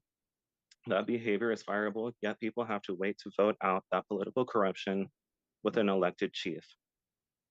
Last question is, in 2017 and 2018, it was popular for the mayor and her majority to appoint the clerk in chief. At that time, they didn't want Chief Sellers in. They didn't want Chief Sellers in and wanted Nikolai in, and they didn't want Debbie Bress as city clerk. They wanted to change the charter then, so why is it now they are all against this? Also, the chief lied about the assistant chief roles. They were created because Santana didn't have confidence in Chief Nikolai because he lacked credentials. Now we pay more salaries to cover this up, right? Chief should be honest. Appoint the clerk in chief, take Gilmore and the politics out of it, and the city of Santa Clara. Give the power back to this community. Thank you. Thank you. Are there any other public comments? Jeremy Schmidt? Jeremy? Go ahead, Jeremy. Can you guys hear me okay? Yes, we can. Jeremy Schmidt, President of the Santa Clara Police Officers Association. I just want to take an opportunity to drive home one of the really great points that the chief made. Our agency is a destination agency. We have more lateral inflow than any other agency in the area. 60% of our approximately 133 POA members are lateral police officers. Conservatively, it costs about $250,000 to put a police officer on the street with all their training. So if you multiply those numbers, that's conservatively $19.75 million in the pocket of the citizens of the city of Santa Clara on the backs of other cities that paid for the training of their lateral police officers. That doesn't even account for their advanced training or their street time where they learn how to do the job the right way. The reason that you guys have a lateral inflow is because we're treated absolutely phenomenally by the citizens of the city of Santa Clara and their elected police chief. Top quality policing requires relationships. The relationship that's working here is from the citizens of the city of Santa Clara to the police chief and to the members of the Santa Clara Police Department and the members of the Santa Clara POA. I'd like to reiterate that we stand ready, as we always have, to protect the citizens, and we support the elected chief of police.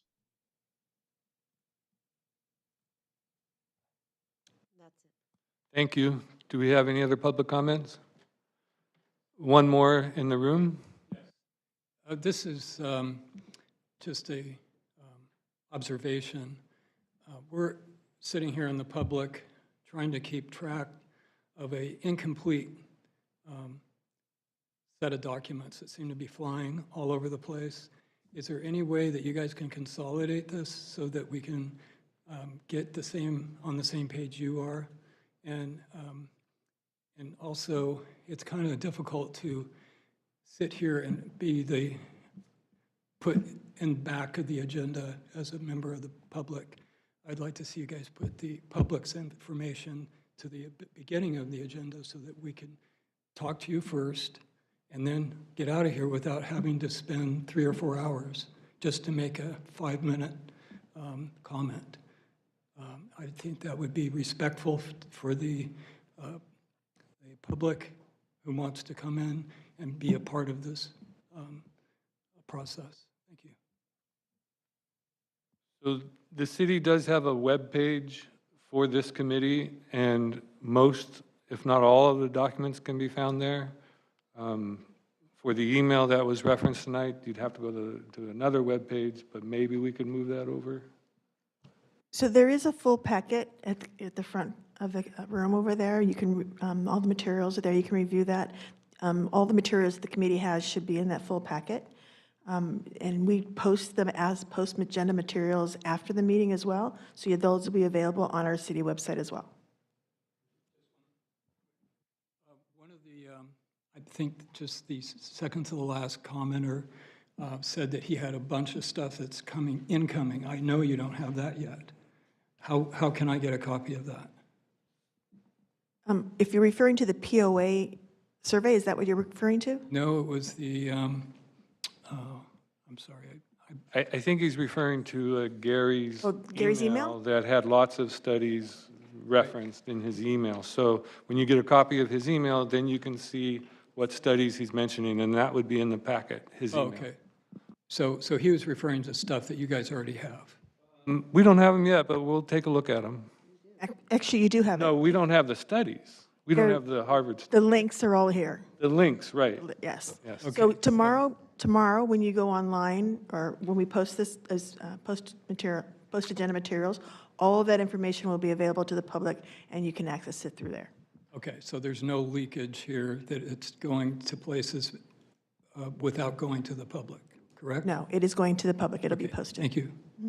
If I can just clarify, we are keeping track of all public emails, all communications that are being received. So the committee is getting what is received as of 12 o'clock the day of the meeting. And so that's what the material is here that they have here, and then it gets included in the packet.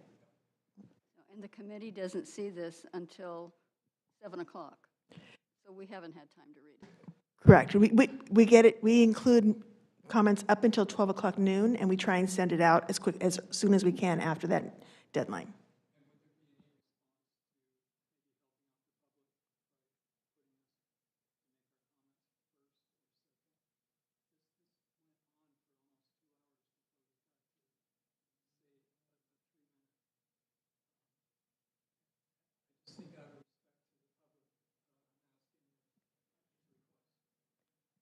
I think that, if I can,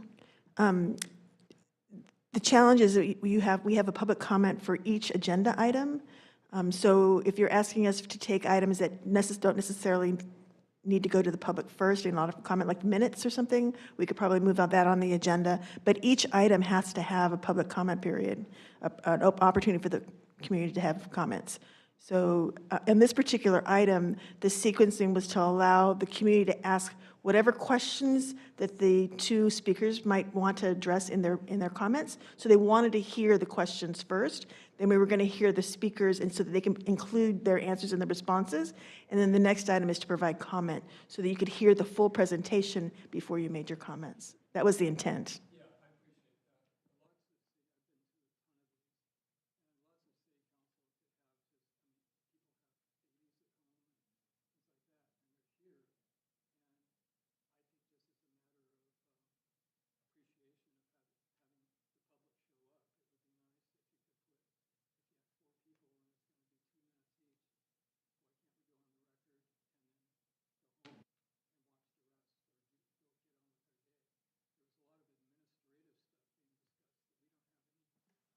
Mr. Chair, just to make sure, usually not a back and forth, sir, but maybe if the chair's indulgent of your additional comments up to the microphone, so we make sure we pick up your comments. But I think, Chair, if I might point out that there is now a procedure for, and there was to beginning, if there's not an item on the agenda and you want to comment during public presentations at the beginning of the comment, and you can't stay for the rest of that, at the chair's indulgence, you would have 3 minutes at the beginning of the meeting to be able to provide comments on a non-agendized item. So it's a little awkward now, and I think this demonstrates the interest, certainly, of staff supporting this concept, and I know this committee supporting this concept of getting as much public input as possible. So there actually is an agenda item for public, solicitation, and there's also a public presentations, item at the beginning. So I think, from what I'm seeing, there's multiple opportunities for you to provide input, both at the beginning on a non-agendized item and on each agendized item, and an opportunity to solicit, public input at the end. But I think we're hearing your desire to make that as convenient as possible. Well, that, and just for the record, I did ask at the very beginning if we could make and I was told I was out of order, so. And again, that's a little bit of the awkwardness of it. If items on the agenda for public input, that's kind of the idea. We're all in this together. Yeah. And I just wanted to let you know from the peanut gallery. Yeah. And make a request to see if we can not have to sit for so long before we make our comments. Thank you. And if I can, there is an additional opportunity, and we'll go with that in the staff report later on. I'll show you on the website where we've created a mailbox. So for folks who cannot come down to the meetings or are not available the date of the meetings, you can submit your comments via the box to us as well, and it'll be included in the packet.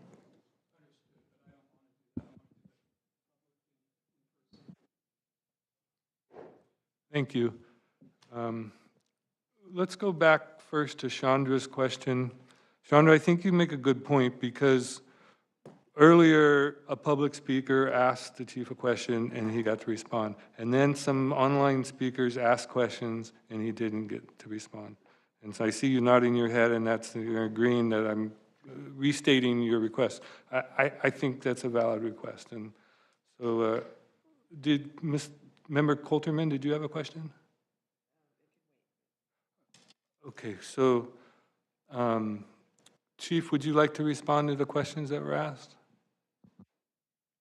Sure. I made a note of a couple of them, so I think I got them all.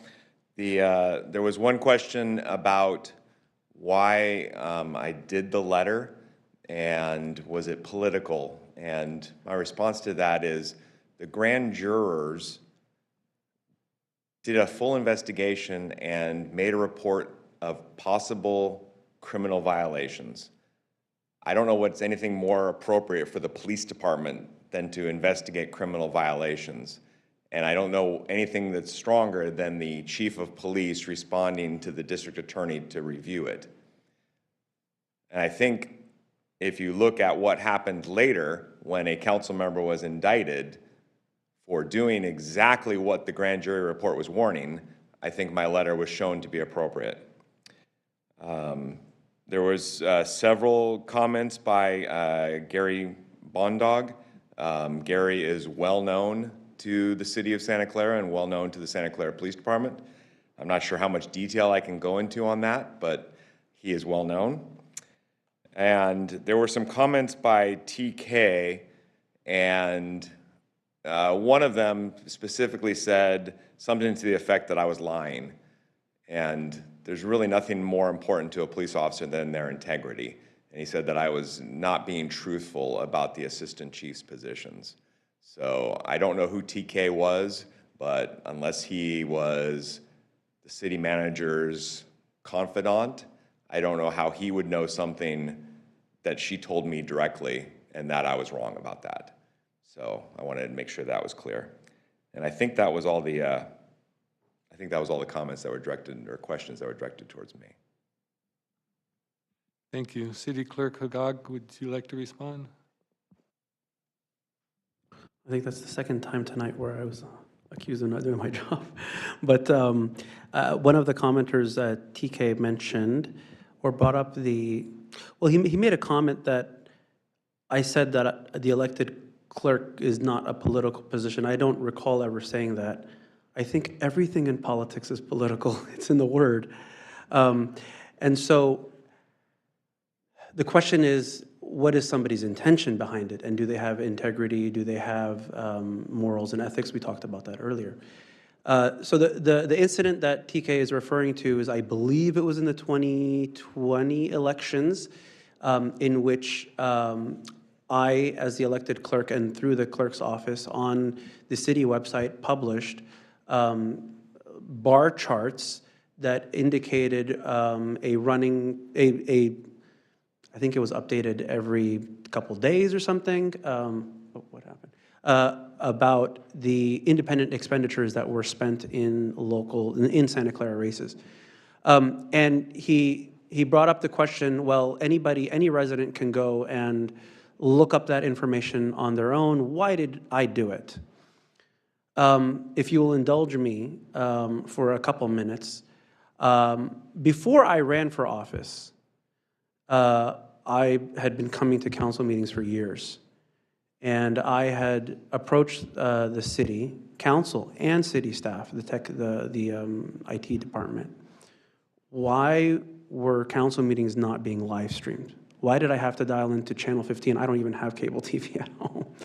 And why do I have to drag myself out of home to come and watch a council meeting when I don't have access to Channel 15?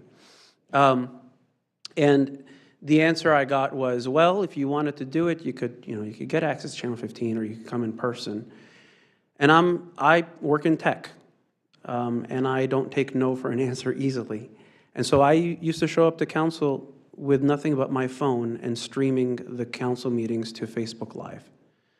And that's what kind of got me into Santa Clara politics. It's one of the many things that got me into Santa Clara politics. And you can still go and see all those videos that the city didn't live stream that I did.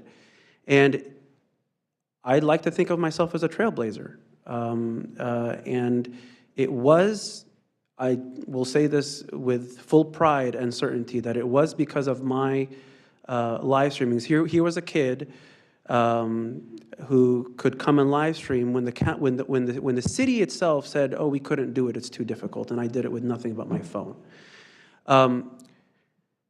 So back from the detour, the question, why did I post in easy-to-read bar charts the running totals of independent expenditures in 2020 on the city website?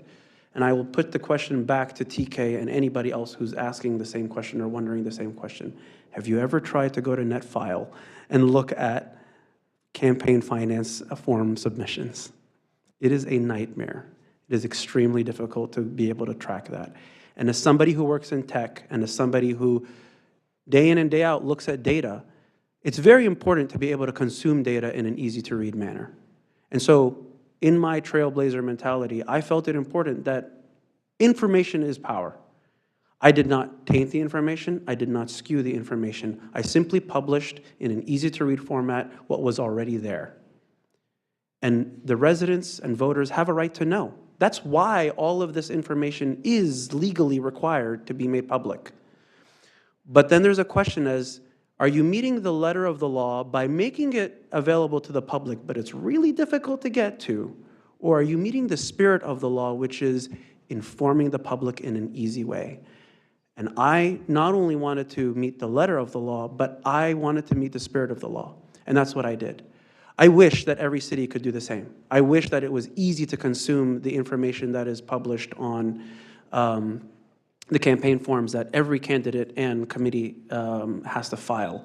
But it's difficult.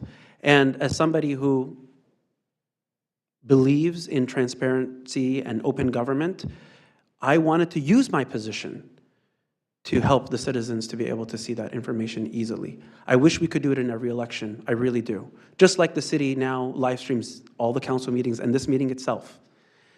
I wish we could do this and set an example for the entire state on how to really be transparent about what's going on. So I take pride in that. I actually don't take that as an offense. I take a lot of pride in what I did there. And if anybody thinks or wants to call me out on me putting incorrect information up there, I think TK said, you said that it was still on the city website, go fact check me. And if there's a mistake, I'll be the first one to correct it. But that information is public information, and it's my responsibility, I feel like it's my responsibility as an elections official to make it as easily accessible to the public as possible, and that's what I did. Are there any more questions from the committee for the city clerk? Thank you. Just have a follow-up with the city attorney. Mr. Glenn? Can I, did he break any laws publishing that information? Whatever he has just shared? Would you like to answer that question? I don't know the answer to that definitively. I've not researched it, but I'd be surprised if he did, to the extent it's as he described, and I would be very surprised if it wasn't as he described. Taking publicly available information and translating into a different, more digestible form doesn't strike me as being a violation of the law, but I've not analyzed those questions and those issues, and so I'm not prepared to give you a particular opinion on that. But if I might, Mr. Chair, I do want to maybe just remind this group and the folks in general of kind of the nature of what your exercise is here.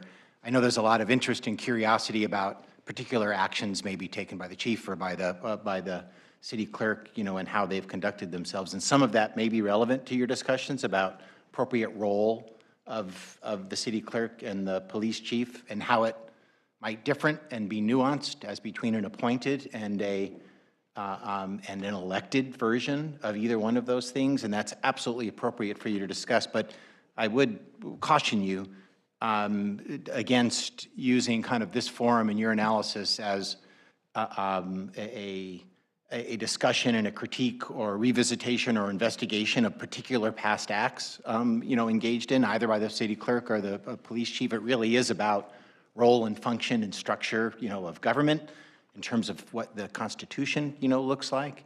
And there are lessons to be learned about these, you know, different things. And I think both the chief and the clerk touched on both those things. But I would caution you not to have this be too much of a specific investigation into individual, you know, actions or conduct, and focus more on, again, these very important the version of the city's local constitution, you know, structural issues and the dynamics of what that means. Thank you, Mr. Chair.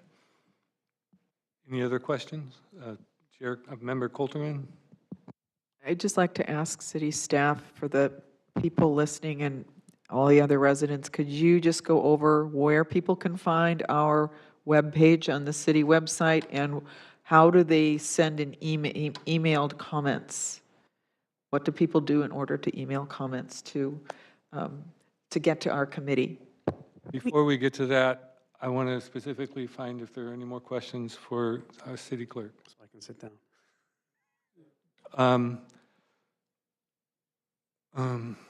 As I'm researching my role in this committee, I've reached out to city clerks in surrounding communities with questions on the pros and cons of appointed and elected. And that's where I learned the robust and vigorous training they have for morals and ethics. And one example a city clerk used is when they receive the forms, for the election forms, with a basis for your graphs, they just file them. They don't make an opinion on them. They don't review them to see if they're right or wrong, or if they're doing something, who they're getting their money from, right? They review it for right or wrong, but they don't get into the political aspects of it. They just make sure it's correct and then leave it up to the citizenry to do a chart or a graph.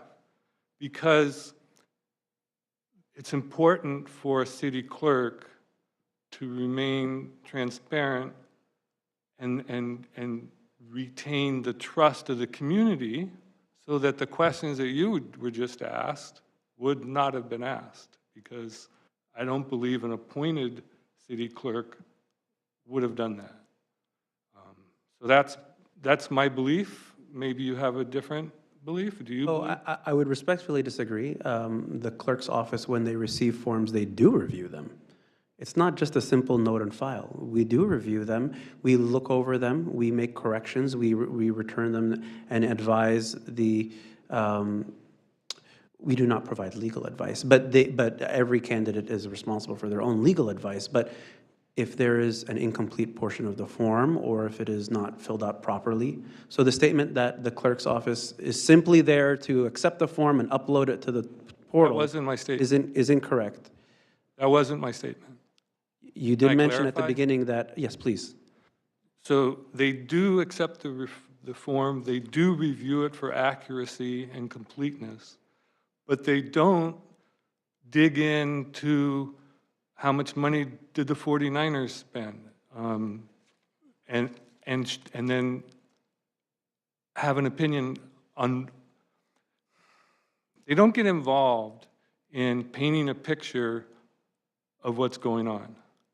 They just simply take the information, review it for accuracy and completeness, file it, and then let the citizens take on that role. Because if they get involved in painting the picture, for the same reason our group didn't get involved in what we should put on the survey. We didn't want to accidentally put our unconscious bias out there for people to consume before they made a decision. Well, I am biased.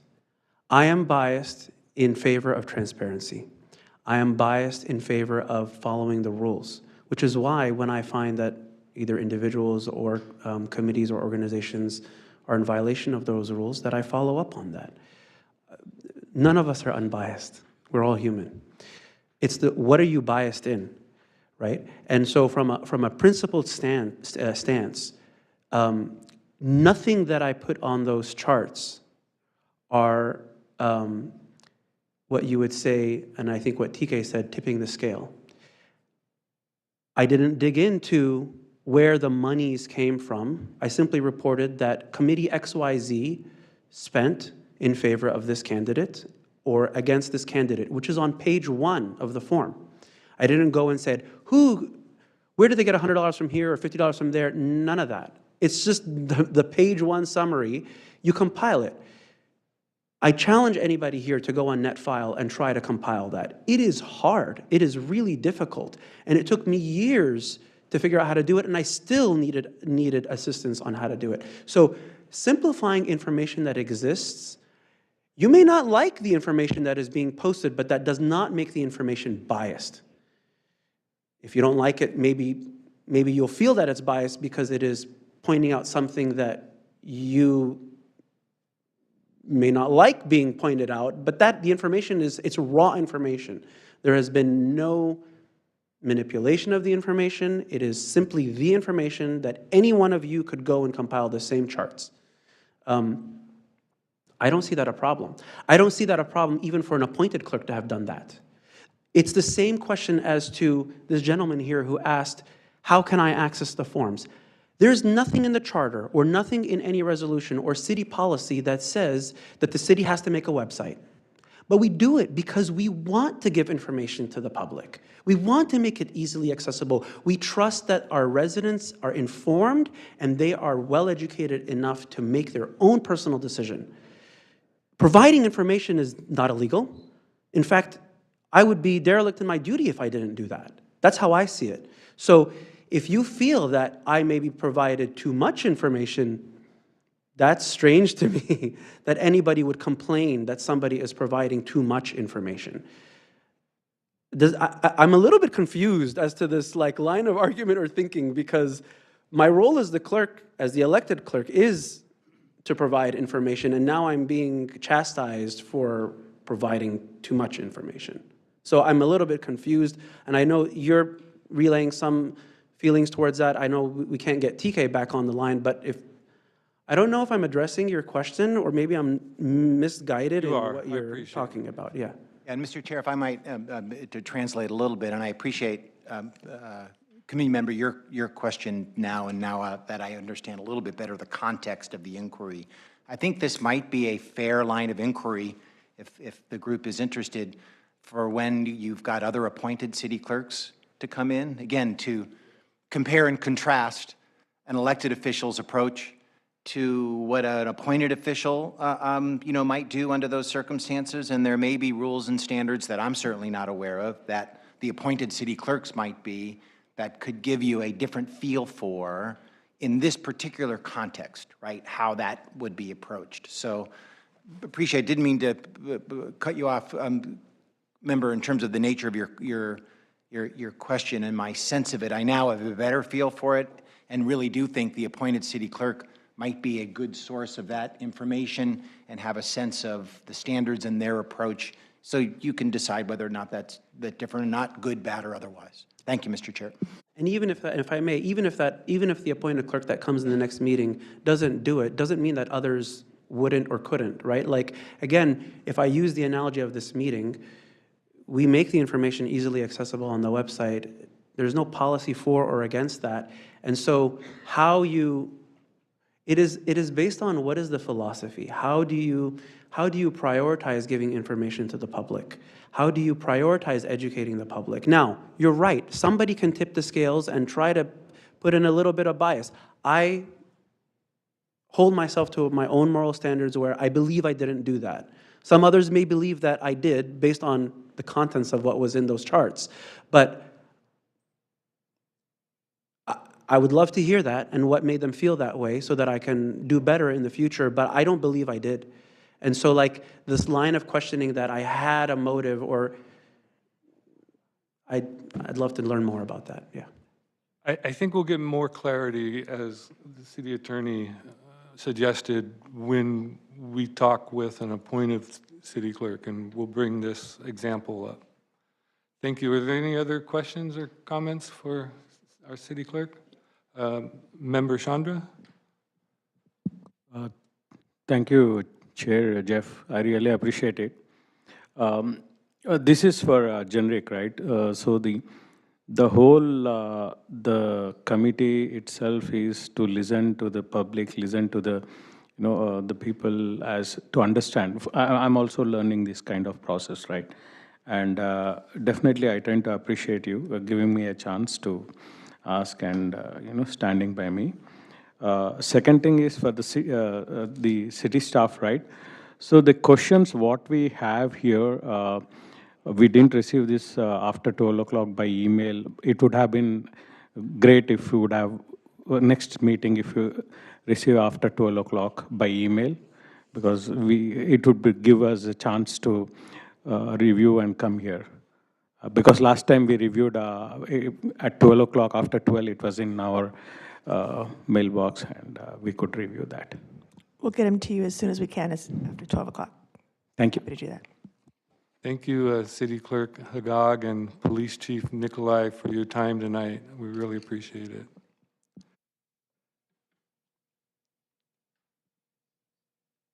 Can I have a motion to note and file presentations on the elected chief of police and city clerk?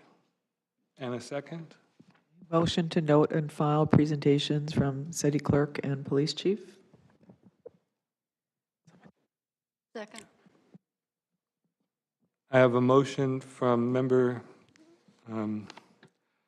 Coulterman and a second from member Sini. May I have a roll call? Member Chandra, Aye. Vice Chair Patel, Aye. Member Coulterman, Aye. Chair Houston, Aye. Member Sini, Aye. Member Davis, Aye. Member Nguyen. Aye. Motion passes unanimously. Member Coulterman, did you have a question that you wanted answered? Yeah, I just wanted to ask the city staff, can you let everybody know how to find our website, of the Charter Review Committee on the city's website? What do they do if they want to send an email to get comments to us? And also that our next meeting isn't here, right? Next morning. So the next item is the public comment, and then following that, we have a staff report, and we have a whole presentation that will walk you through all the website, all of the information that you've requested. Oh, I was supposed to take public comments before the second and the roll call, right?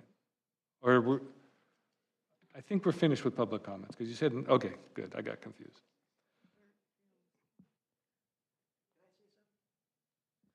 So, yes, briefly, please. Yeah, this will be real brief. I batted leadoff. My name is Burt Field again, and I sat through quite a bit of negative stuff coming over the phone and just whatever. And I think there's be some decorum from people who when they ask questions, not to be so attacking of people. If there's anybody who could be attacking people in the room today, it's probably me, but I'm not. I'm trying to be professional and respectful of the position these people have earned. So I just think, I don't know how you're going to do it, but you have live streams coming in of people accusing people of lying, of cheating, of all kinds of crazy stuff. And there's no recourse. There's nothing we can go back on that. I mean, I had to sit there and bite my tongue the whole time. Clarify, I'm okay with having this election or this vote to possibly change our elected or appointed police chief. I just wish it was next year, not this year. This is going to be a very expensive thing to put on our ballot. If it's so important, if 1972 and 1994 were important, then let's make next year important. Let's not waste $600,000 of trying to get it on this year's election, because it's going to get killed. Okay, this is going to be a one-way vote, and it's going to be a lot of wasted money. And lastly, last year at Art and Wine Festival, when they allowed me to volunteer in the Parks and Rec, I met somebody. He was from Maui. He actually was a graduate of Maui. He did a research on police forces in the United States. On his own, he actually found out Santa Clara Police Force was the best police force in the country. He flew over here. Somehow he sat next to me, and I thought I was being punked because I'm a big fan of our Santa Clara Police. And here's a guy just spewing how positive he was about being possibly in Santa Clara now, volunteering to try to get more people to know him. He's now moved over here. He's attending the police academy in Morgan Hill starting, I think, September 4th. He's starting. So here's a man who's uprooted, come over here hoping to get a job in here. The laterals that come in from Cupertino, Campbell, San Jose, the sheriffs, it is saving our city so much money. We're getting such qualified candidates working in our city. And why? Because we're a destination. People want to work here, okay? I don't care. You want to run this election and you want to have it, do it next year, not this year. This year is going to be expensive. Next year, we'll get on the presidential ballot. Thank you. Thank you, Bert. The next item to be discussed is community forum on whether to consider charter changes to the City of Santa Clara elected positions of police chief and city clerk. We would, am I on the right item? this is the item for the public to give us comment. Okay. Mr. Field's comments were a nice segue to this item. We would like to hear from members of the public on the issues before this committee. To accommodate all speakers, we ask that you complete your comments within 4 minutes now.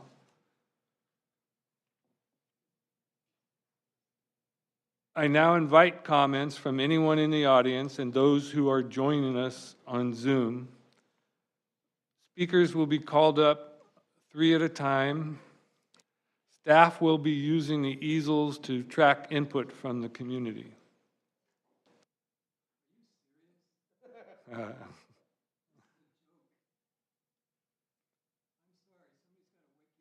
So I am on the right page, right?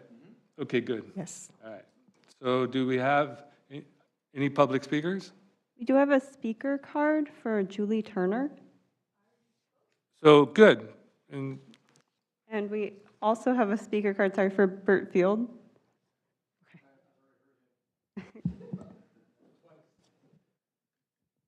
I would like to speak, and I know I've Please do. spoken plenty tonight, but I don't mind being,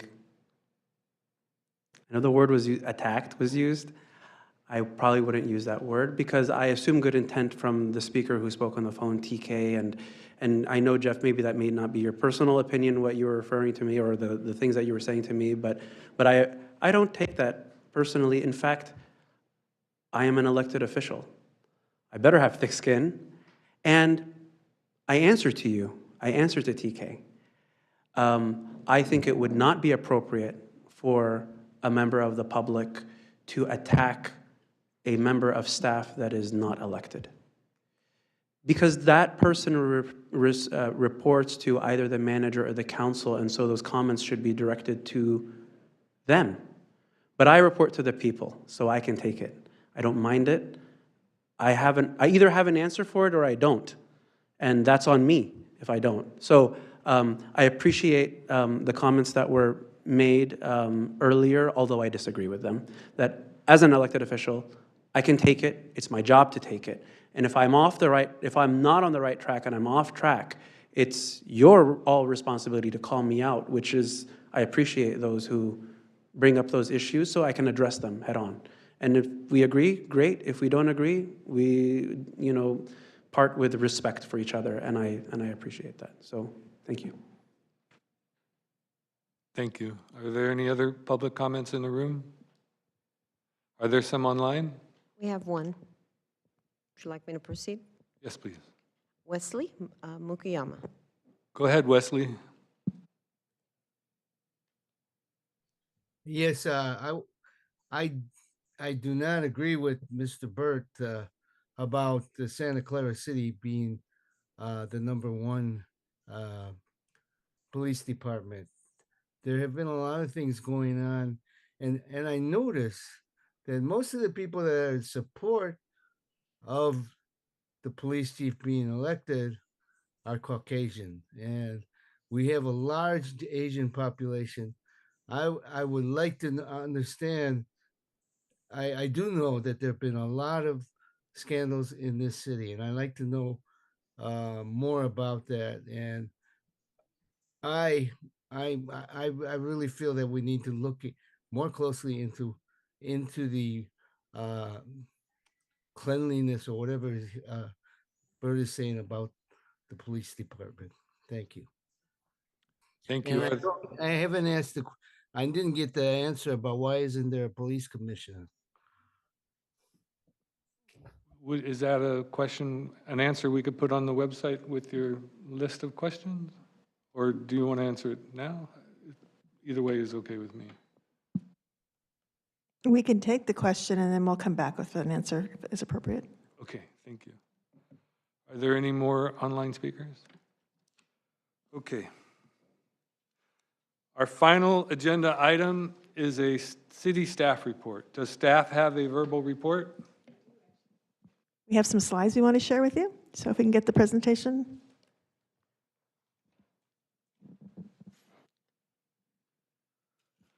Chair. Chair. Jeff. Next slide.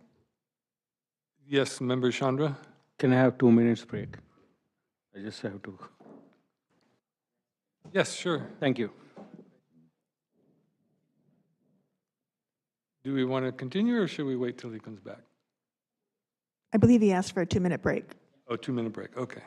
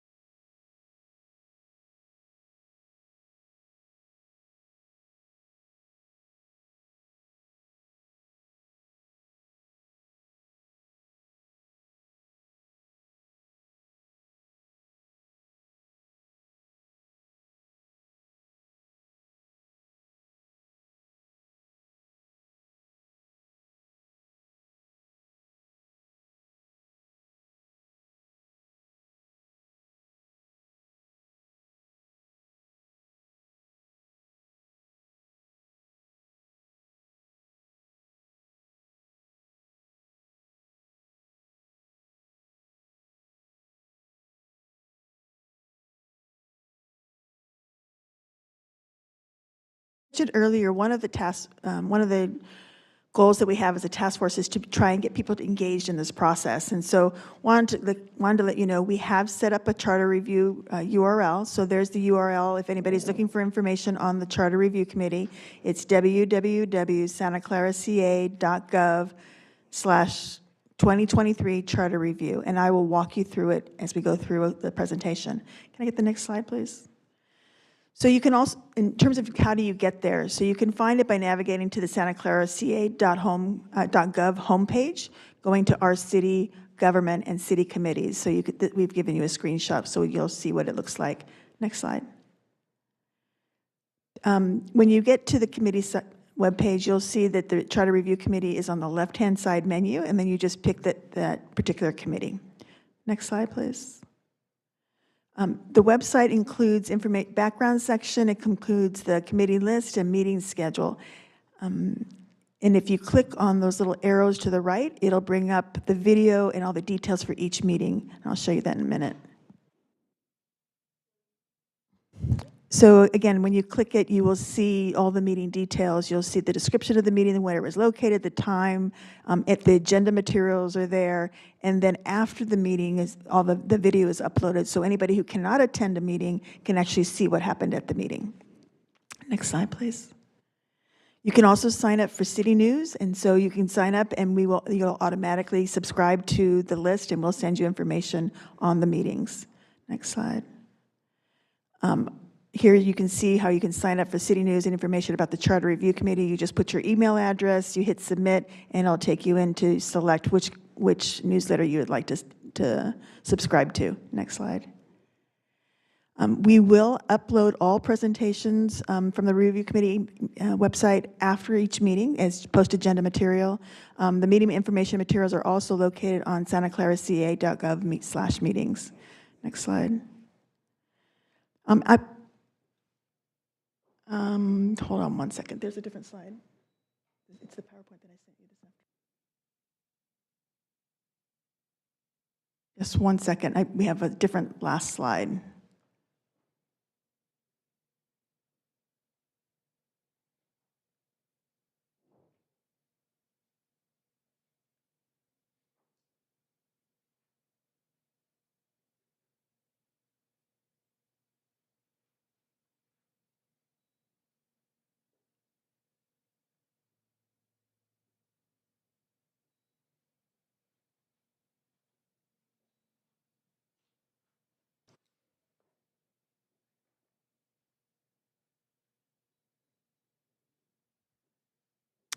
So again, here's the URL. Just in terms of I wanted to give you some information about what communication outreach has been done. Again, the webpage URL has been created. There it is for you. We've also established a mailbox. So if anybody wants to send communications or public comment, can't attend a meeting but wants to provide comments, they can send it to Charter Review 2023 at santaclaraca.gov. We've also, to bring attention to it, for those who are just looking for information and just happen to go to the city's homepage, if you look at the highlight section on the city's homepage, you'll see a banner there and they can find information that will, again, direct them to the Charter Review Committee meetings. There's also, our meetings are listed on the city current events section of the website. So again, you'll see multiple areas on that webpage where you can find information to get to the Charter Review Committee webpage. We've posted on city social media, Facebook, Instagram, and Twitter. We've sent out a City News email. We've done a Gov delivery that went to approximately 40,000 subscribers. And then we have, per the committee's request, drafted the online survey, and we expect to have that go out next week. So we are trying to get the word out as much as possible, but we were just having a conversation with Member Davis and wanted to point out you are, as committee members, encouraged to promote the webpage, to promote the mailbox. So if you are on other lists and you want to encourage you to engage in a community meeting, please share the information with your networks. We want people to participate. The whole purpose of this committee is to hear from the community about what their perspectives are on these issues. So please send them out to your networks. So if you need any questions, or we've provided the information here for you to help you on that issue. And that completes my report. Thank you.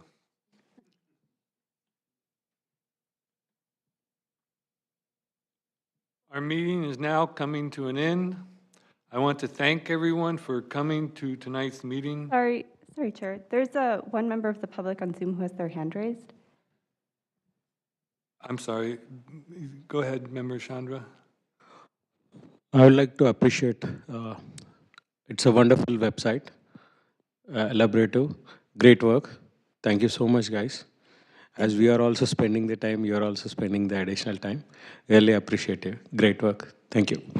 Thank you. They've got great staff in the city. As was mentioned earlier, we do have a great team. Thank you. Thank you for that, Chandra. Our meeting is now coming to an end. I want to thank everyone for coming to tonight's meeting.